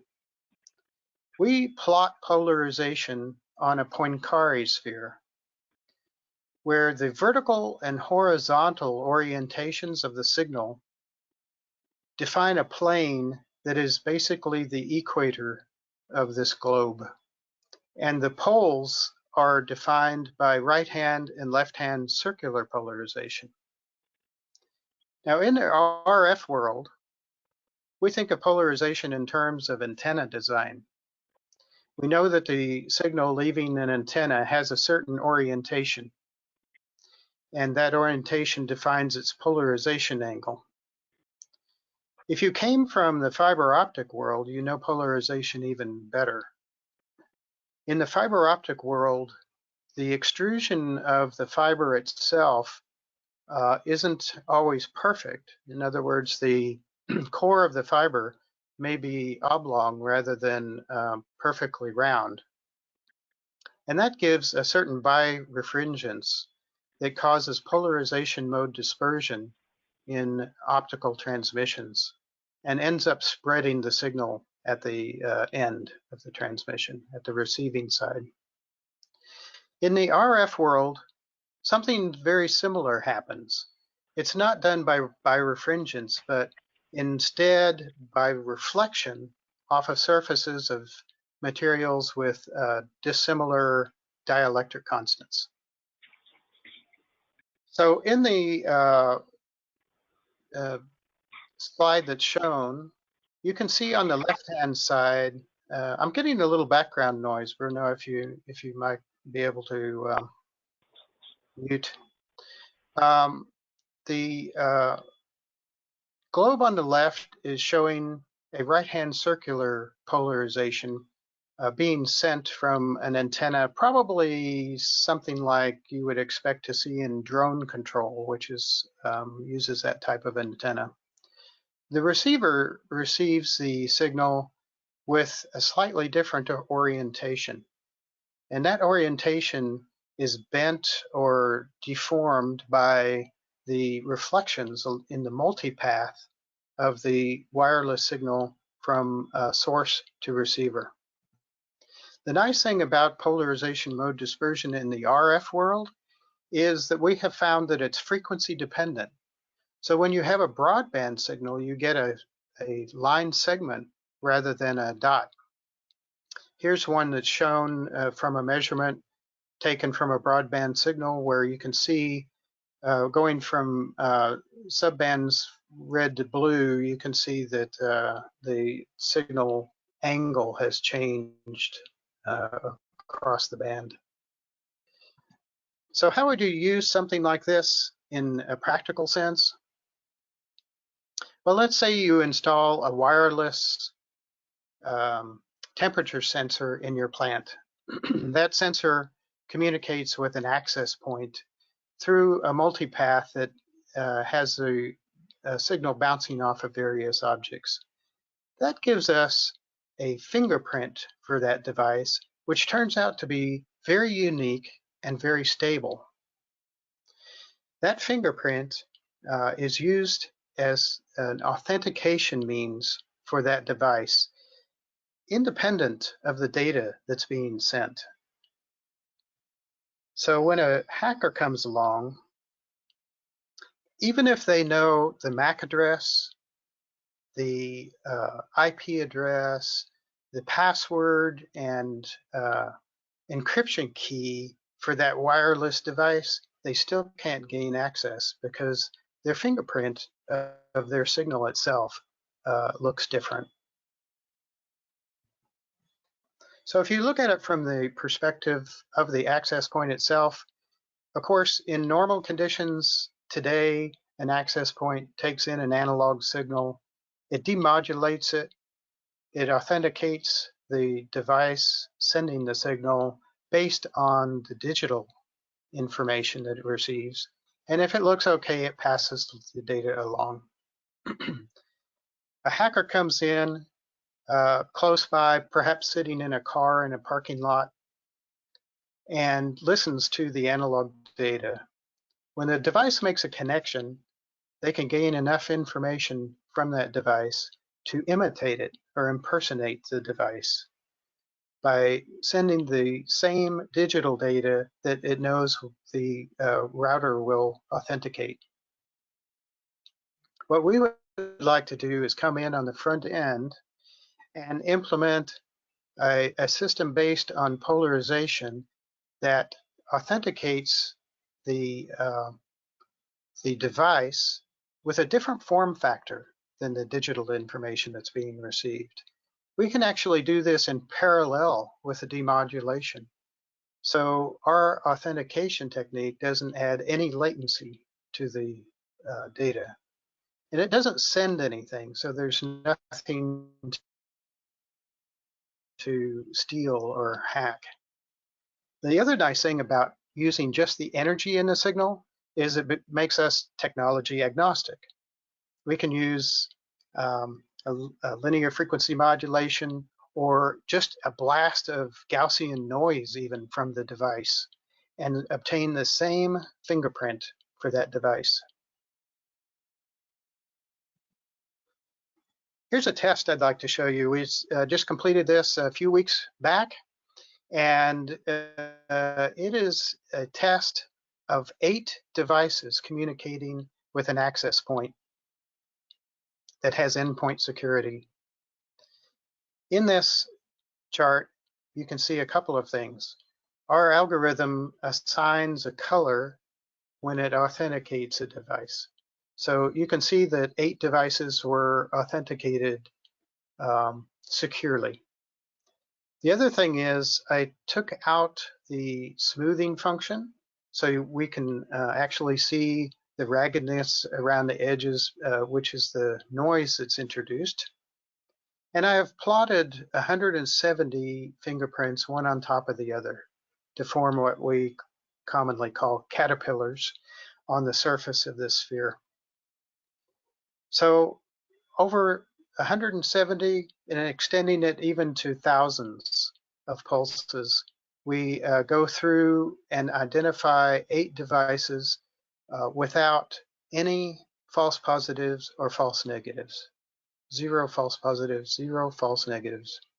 Now, the interesting thing about this particular test was these 8 devices are the exact same make and model all within a 10 by 20 area and all sending the exact same data.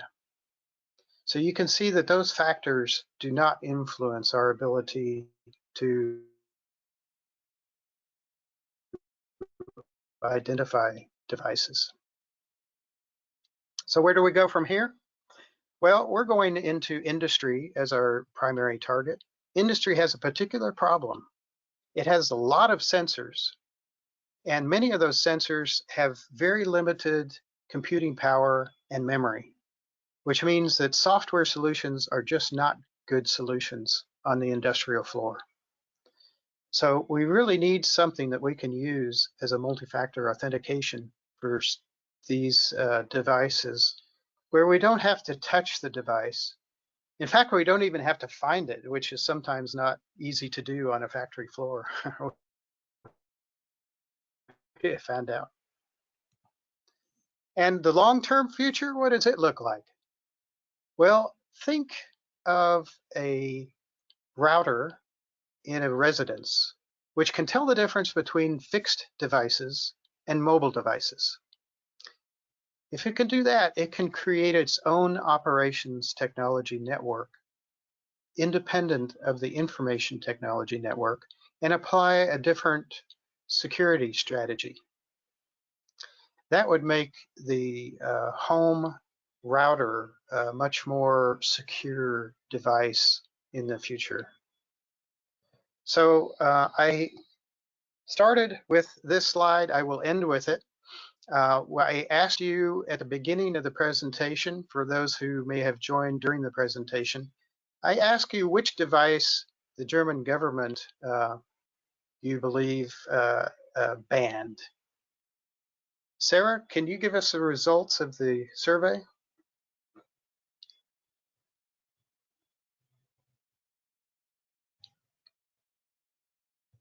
I guess, I cannot see the results, unfortunately. Yeah, Paige, we can share with you. Looks like we have a three-way podium Yes. with the winner being the doll, Ah, followed by the doorbell and the yes. control valve actuator. Well, those are all very good guesses. The actual answer is the doll. It's the Kayla doll. The Kayla doll was found to transmit children's conversations back to the company that made it. So it was banned. So with that, Bruno, I'll turn it back over to you for questions. Yeah, thank you so much, Paige. Let me just share here my screen. But yeah, really appreciate the innovation angle that you bring, and I believe a new set of terms also being brought into the security space. I would like to start with a question from the audience in this case that is quite straightforward. And you mentioned in the beginning, Paige, the work around sensing and other projects, and then the movement. So this question is around, do you see the fingerprint being altered based on movement of individuals, for instance, or moving assets? You mentioned factories. We understand that there are a lot of moving assets. Yes. Is there a way? Mm-hmm. Yes. Yeah, that's a great question. I get that asked quite frequently. And the answer is we have studied movement in the space, but you have to think that the channel that we are working in is a very large channel. There's a lot of multi-factor paths, multi-paths in that channel back to the receiver. So even pushing heavy metal carts and having people walk through the main path of the signal, the answer is we can see it by very slight variations in the fingerprint, but it doesn't disturb our ability to be able to identify the device. Okay. Yeah, that's interesting, Paige. And probably as a quick follow-on, as we talk about securing industrial IoT, we have sometimes very harsh environments in these factories. For instance, we have a Wi-Fi 6 trial with a company that is Metis Aerospace, and the humidity, the metal, everything moving around. It does do environmental conditions also are addressed in this case? Yeah, so one of the harshest environmental conditions is EMI that's created by large motors starting up and equipment, heavy equipment at high voltages that are operating in the atmosphere. And the interesting thing about polarization is it's immune to a lot of what we conceive as electrical engineers as being interference in the signal. In fact, what we have found is if the system operates and you can actually read data, then you will always be able to identify through polarization the actual device, the fingerprint. Mm-hmm. So the impact of things moving is not great because we're in a huge multipath space. Obviously, if you put a metal box over the router, it wouldn't be able to communicate at all, and we would lose the fingerprint. So there are, limitations. But as long as we have found, as long as you have a system that you have designed so that it will continue to communicate, we can always determine the fingerprint. Okay, no, that's very comprehensive. And Paige, we are running out of time, but I would like to close with one question. There is a mix of curiosity. Looking into your presentation, I would be keen to think that you would name such solution with the jargon AI or AI-based security. But you decide to take a different route. So is there a way you compare this with the AI-based security in this case? Yeah, in fact, we don't have any machine learning. It doesn't require machine learning. The fingerprint is actually natural in the waveform itself.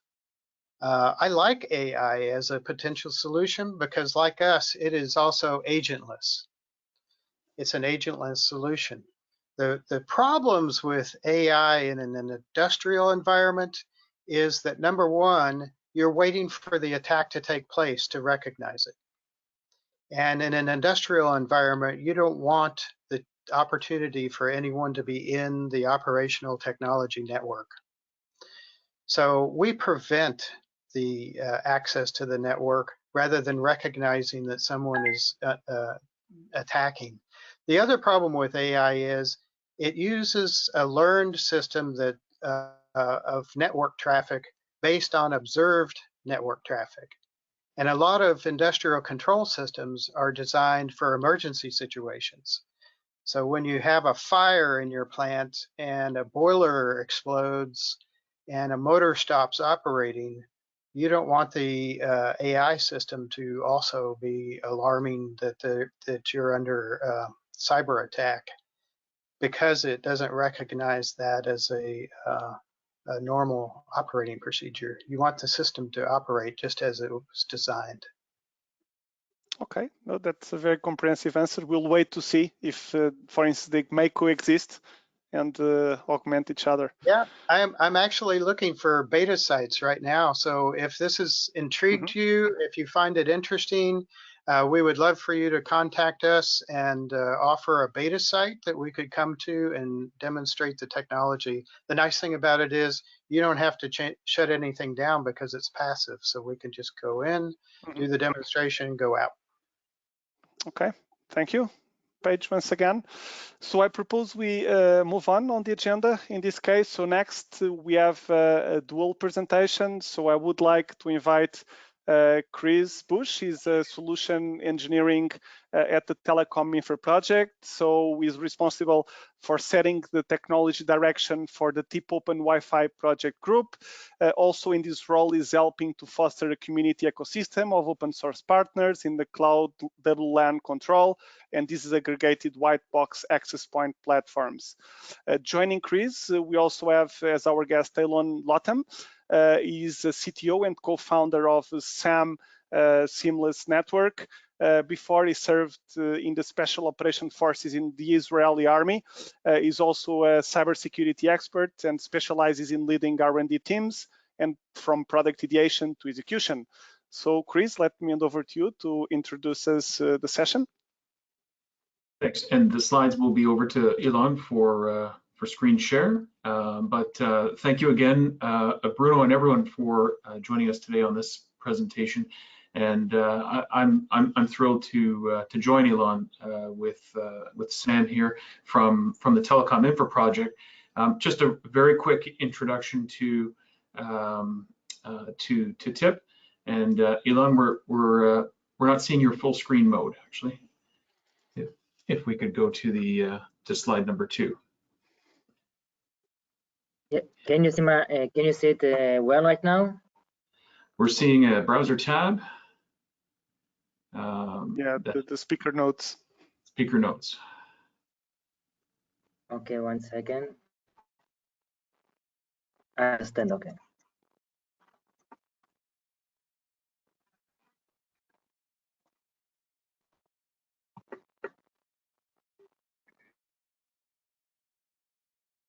Can you see it?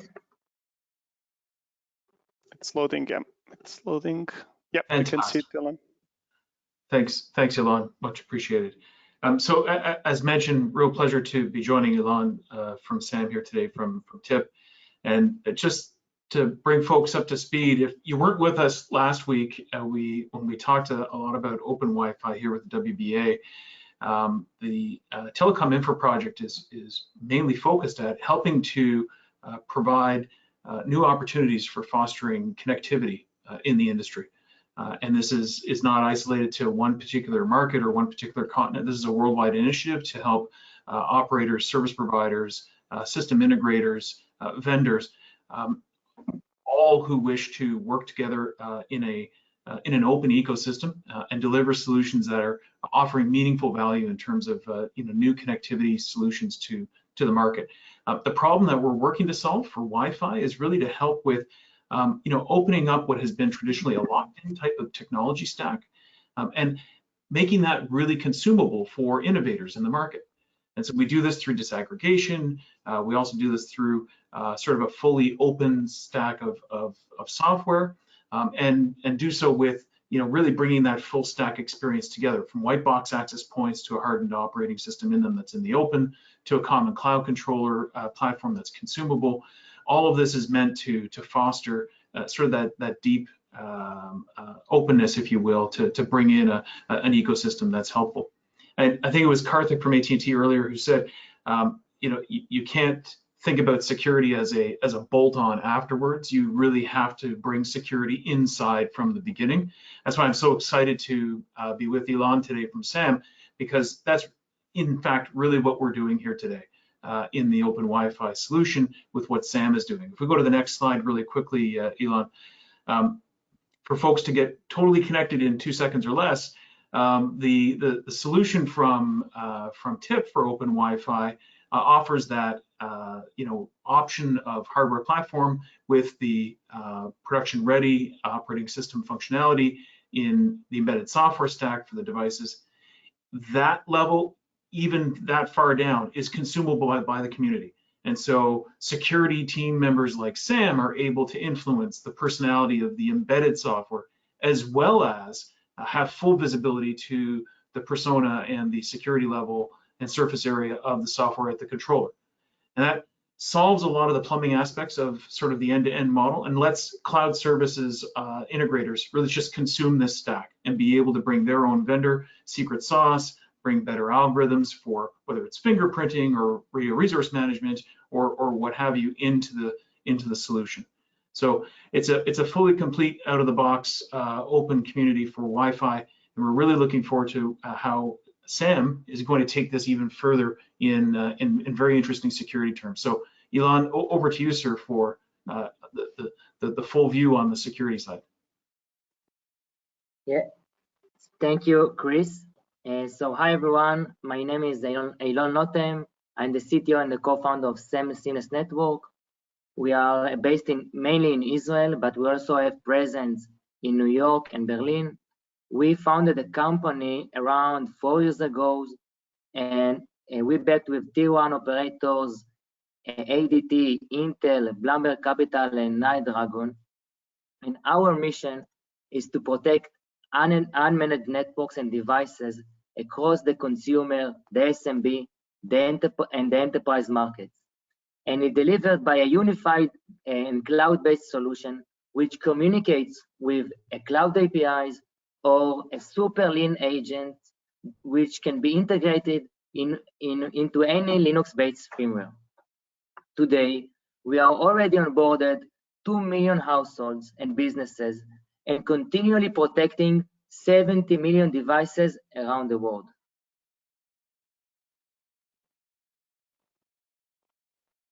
Sorry.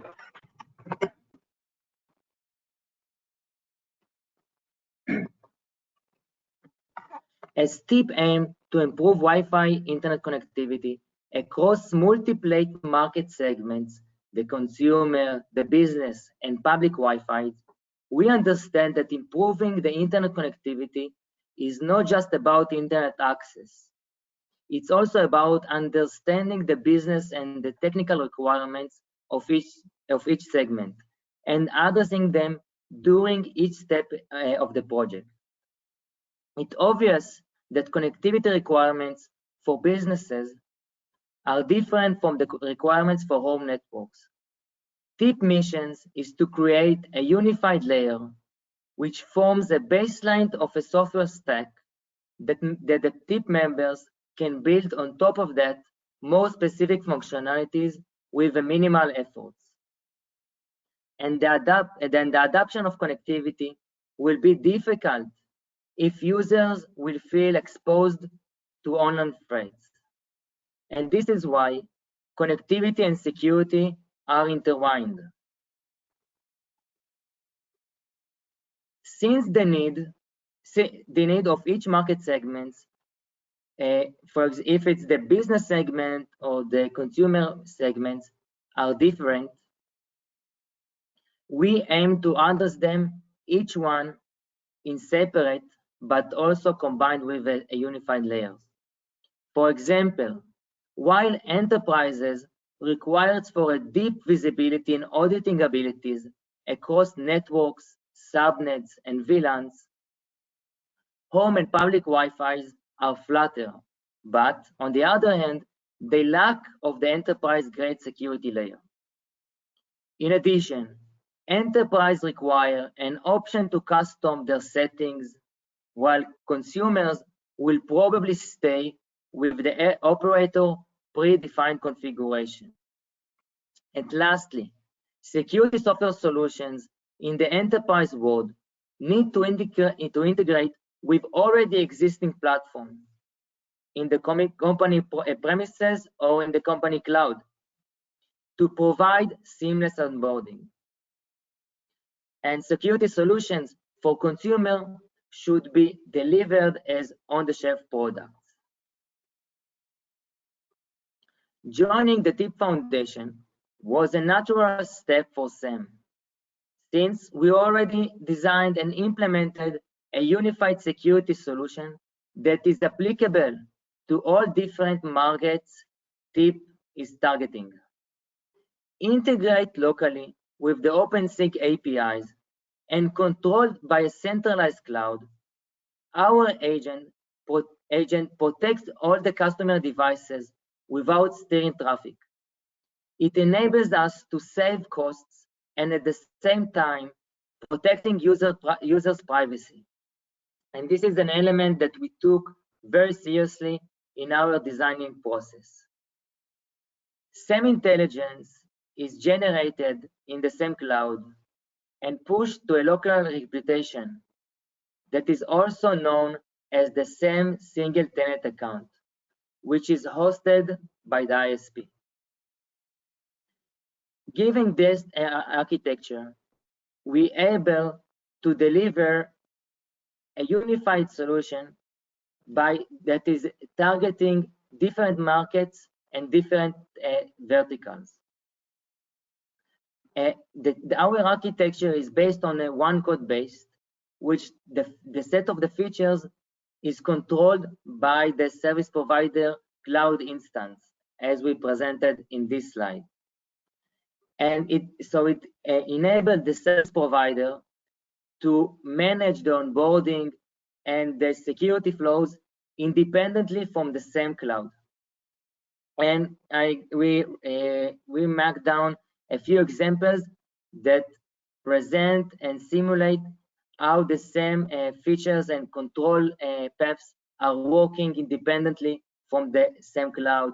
So each ISP can take care on their subscribers and their needs, and not just for the consumer market, also for the business market, and also for the public Wi-Fi security. For example, the device fingerprint model is continually sending metadata on each of the connected devices to the ISP cloud. In this case, the ISP subscribers data will stay located and processed just in the ISP account. The ISP cloud analyzes the metadata that it's got from the agent and understand and identify what is the device type and for each device, it also understands and identifies what are the relevant risks for each device that is got the metadata. Once the analysis process is complete, the ISP cloud pushes the relevant security policy for each device, which is enforced locally on the agent. By enforcing the security policies locally on the agent, we can make sure that on one end, the traffic itself is not steered to the cloud, so the bandwidth of the customer is not increasing dramatically. The cost of the computing power in the cloud is saved because we are leveraging the free memory and the free computing in the local gateways or the local routers. And in addition, the subscriber data, the customer data, the end customer data is stayed in the local network, in his home network. The security policy are as I mentioned, are specific for each device type. For example, PCs, personal PCs or corporate PCs, and mobile devices will be protected by our safe browsing, content filtering modules, and our and from the last 4 months, also our offering for the employees that are working remotely. While, for example, smart TVs will get a different type of security policies, because in this case of an IoT device, our agent will be able to enforce recommended access lists and patch existing vulnerabilities. By tailor-made security policies for each device in separate, we can also make sure that we are not processing local data for free. For example, if there is a smart TV of Samsung, just the traffic of the Samsung TV will be filtered or will be processed by the security policies that are relevant for the Samsung TV, and not by the security policies of the Philips Hue or of the personal PCs. So if we have the decentralized agents that are taking care on each customer network in separate, also the agent itself takes care on each device in separated. So we are working in a decentralized mode, but managed by a centralized location. Since TIP is an open source foundation, we are currently working to make parts of SAM accessible to the community, so everyone can enjoy from our benefits and offering for free. In addition, as we are contributing into to the TIP, we are also helping TIP to define a secure SDLC in order to make sure that the common code base of TIP does not expose its users to security or privacy issues. The software stack we presented is already live and available to service providers and gateway OEMs. And right now we are in the final stage of integrating this security software stack into the TIP firmware. And if you want, we can schedule a demo or proof of value of the same agent integrated with the OpenSec APIs based on the TIP firmware in any time that you want. You just need a supported device of TIP, and then we can install our agent remotely, so you can test it, understand the value, and hopefully will adopt the TIP stack. Thank you, everyone. So if you have a question, I would like to answer. Yeah, thank you so much, Elon. Quite comprehensive presentation. Let me just share here briefly my screen. Yeah, so I think there were a few questions. I think we have time probably just for two, probably one starting with you, Chris. There was a question around the TCO savings of 60%. Is this based on some experience that you got from the trials? Were there any studies that eventually we can share with the audience? Sure. At the moment, it's based on looking at the traditionally stacked margins that exist on commercial vendor, enterprise WLAN with locked-in controller models that are currently, sold today in the market. And so just taking a look at where we target the operational costs in terms of the TIP open controller, which can be offered, certainly deployed natively to the public cloud, or it can also be run on bare metal in your own premises cloud. The costs are very, very low from the control side. And then by way of consuming a white box access point with premium enterprise WLAN feature set from open source, we're really unstacking the loaded margins that are commonly present at the access point layer, which is where most folks, whether they realize it or not, are actually spending the bulk of their money. It's not really in the controller, it's actually down in the device. You're obviously buying more devices than you are controllers, so it goes to reason. So we're really enabling the community from that standpoint to take advantage of not just embracing an open source community project, but having one that actually almost looks like a full-scale Wi-Fi platform that can just be readily consumed, but without those extra costs. Okay, well, that makes sense. Yeah, so probably Elon, I think this is probably more directed to you. Let's say this open Wi-Fi software stack is coming, right? There is always the expectation what you can leverage from the ground up. So is the solution that you presented and these functions, the objective is to be included from the ground up? So if I'm developing on the top layers, do I get these features, or is something that they will have to work with you, let's say after market or after the deployment is done? So the end goal of this of our plan is to make it zero touch. You can take the deep stack, and you can choose if you want to install on it, like if you want to put on top of that the same stack, okay? And this is going to be zero touch. You can integrate by yourself with the cloud APIs in order to build your own interfaces, to build your own SOC. And if you would like to get advice from Sam, if you want us to customize something from the service provider or for the router OEM, we would like to do so.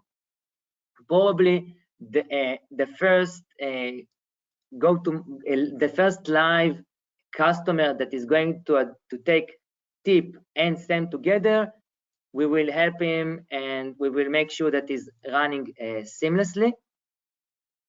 And that's it. Okay. Yep. Thank you. Seems quite straightforward. And just to finalize, a very quick follow-up. One more question we received that I believe is quite, relevant these days is about randomized MAC addresses. So the question is, how is the SAM security, for instance, in the GNOME scenario, identifying a specific device if you want to enable parental control in times of this MAC randomization like we have now coming on iOS? Did you consider that? Yes. So right today, as we know, the MAC randomization, the MAC is randomized between different Wi-Fi handshakes. Okay, different Wi-Fi handshakes from the beginning of the handshake. It means that if I join to the Wi-Fi network and I have MAC randomization enabled, it will randomize my MAC. If I will join again from the same network, the same randomized MAC will be used again. If my mobile device will room for another Wi-Fi SSID, it will randomize it again.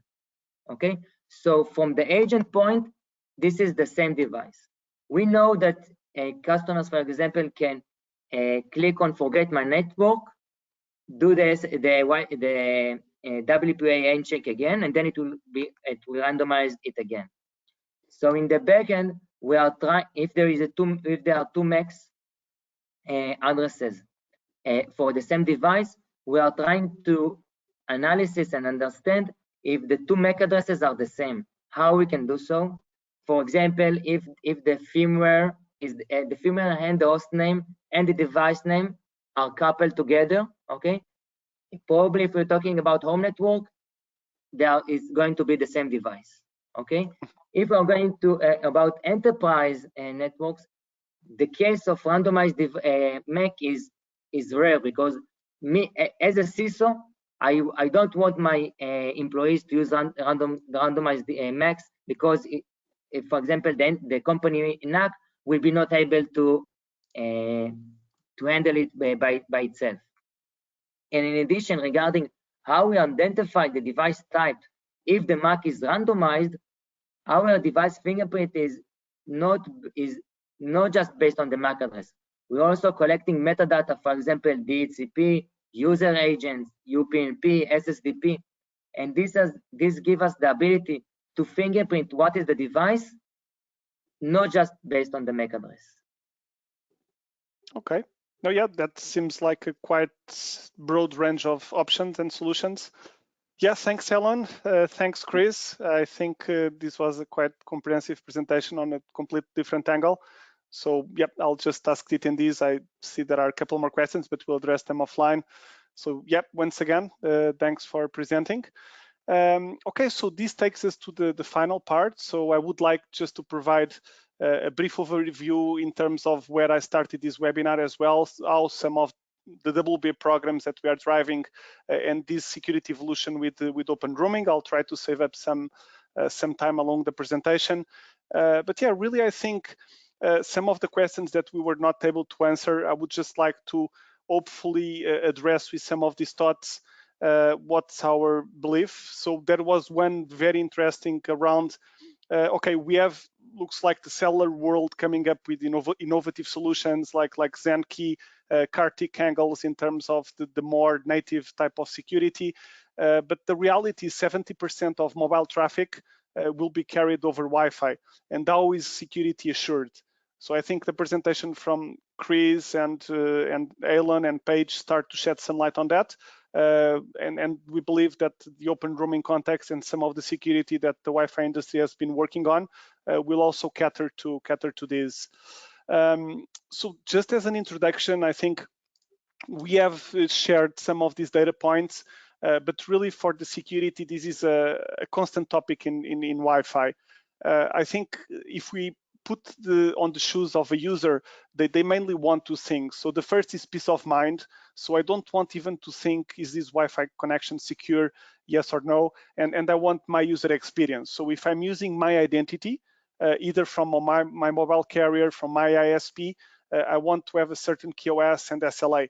And if we don't have identity, let's say, widely deployed and give me a specific, service that I want, I will never achieve that. So what we are trying to do is to tackle, this industry news around public Wi-Fi not being secure and hacker attacks. Don't use free Wi-Fi. So yes, you can use it. You can even monetize it if you apply the right rules and mechanisms into it. So in a nutshell, just looking into the spectrum of cybersecurity and identity assets that are more referenced in the last few years, we believe that we have pretty much all the tool set needed to make this happen.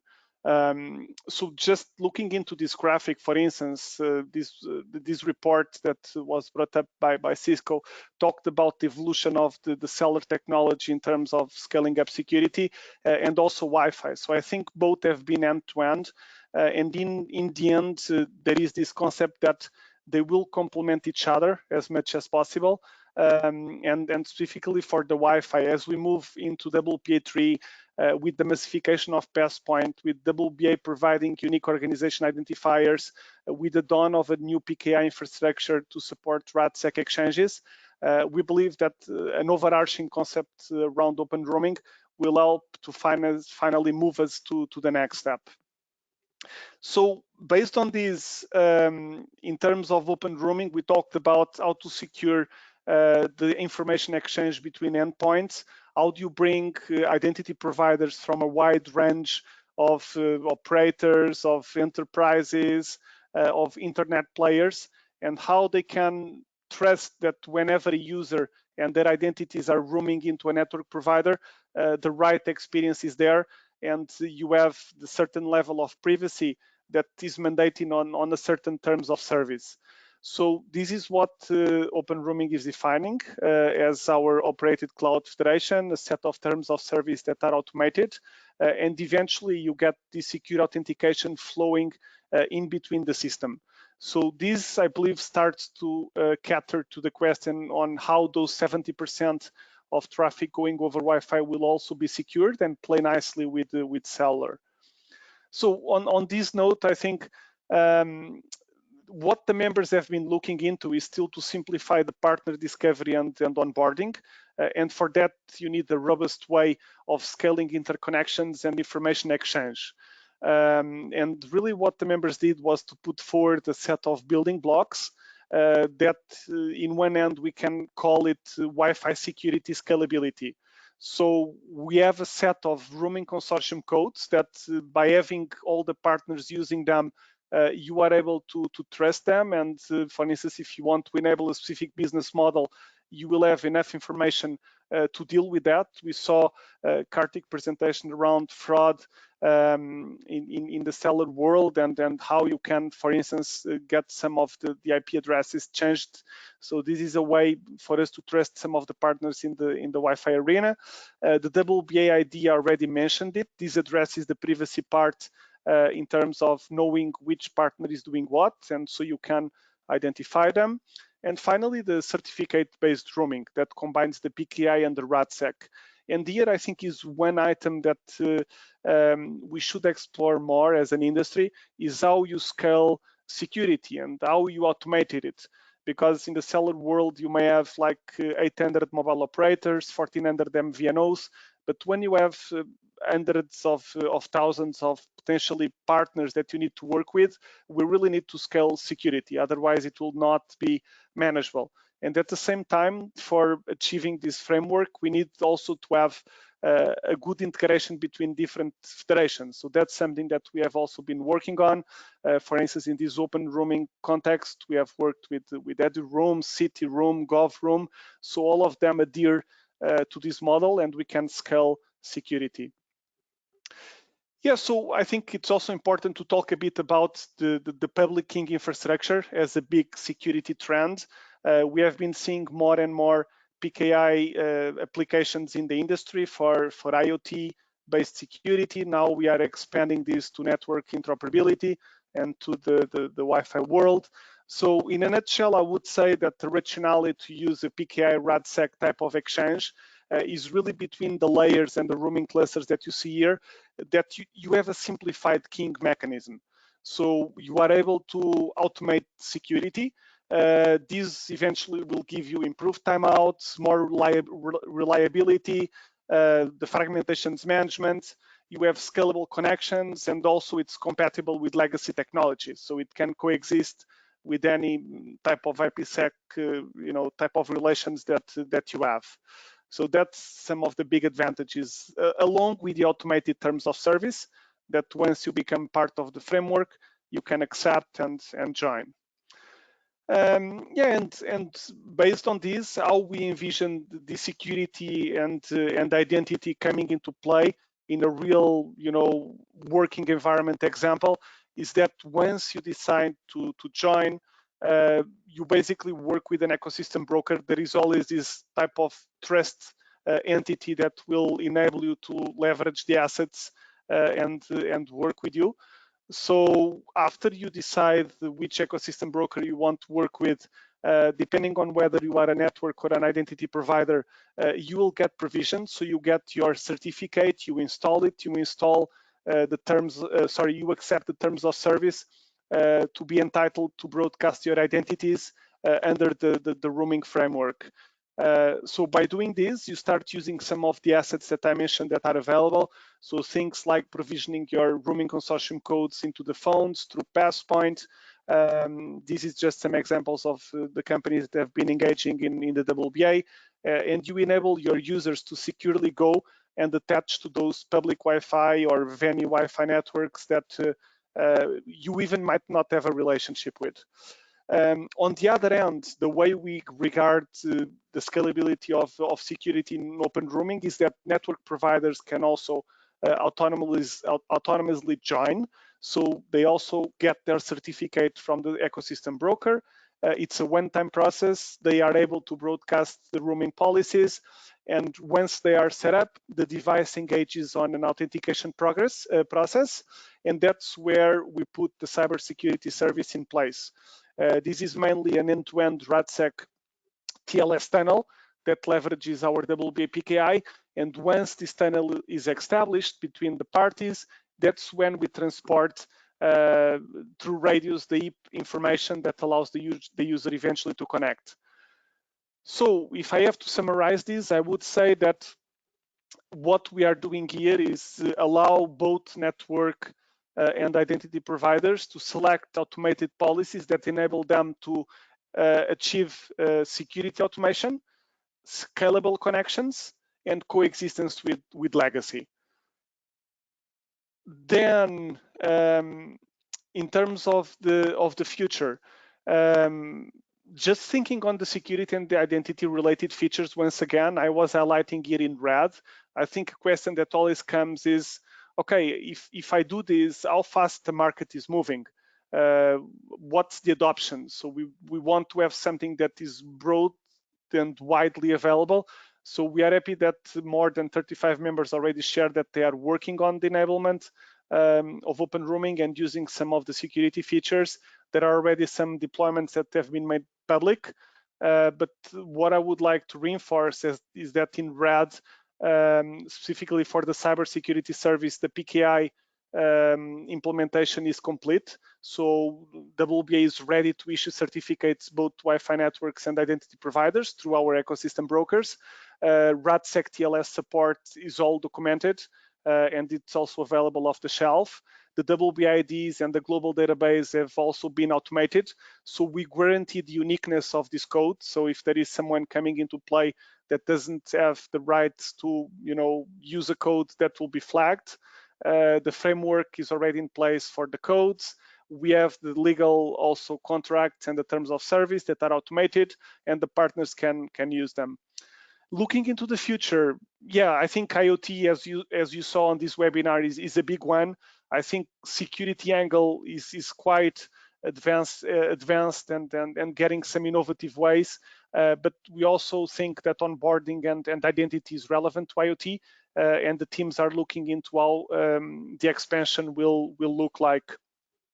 Then on the automation side, also picking up on the identity, we have some automation and enforcement techniques and advanced profile management, again, to help with broadcasting a single identity. If I'm a user and I roam between networks, I get the right service depending on what I contracted or what that network provider is willing to give me.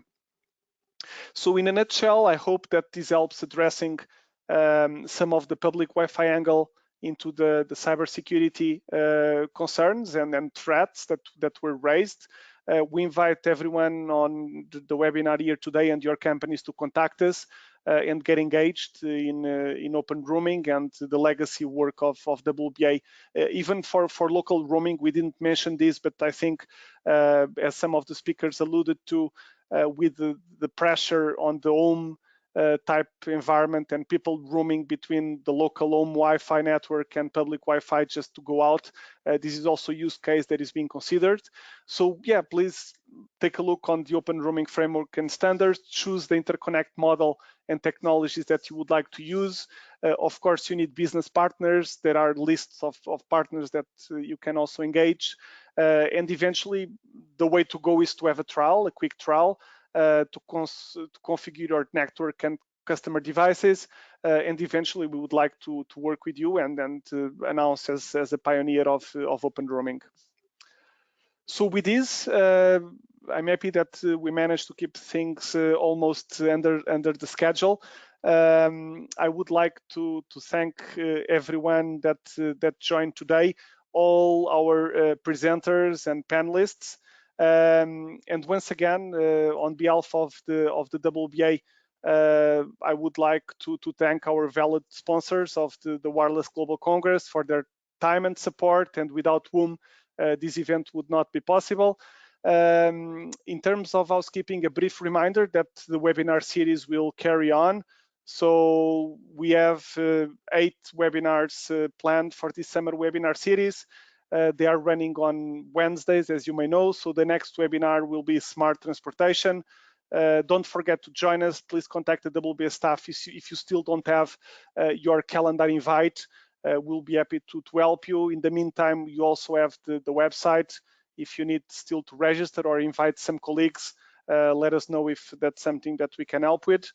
And I would like to close it just saying thank you for joining us and look forward to seeing you on our next webinar.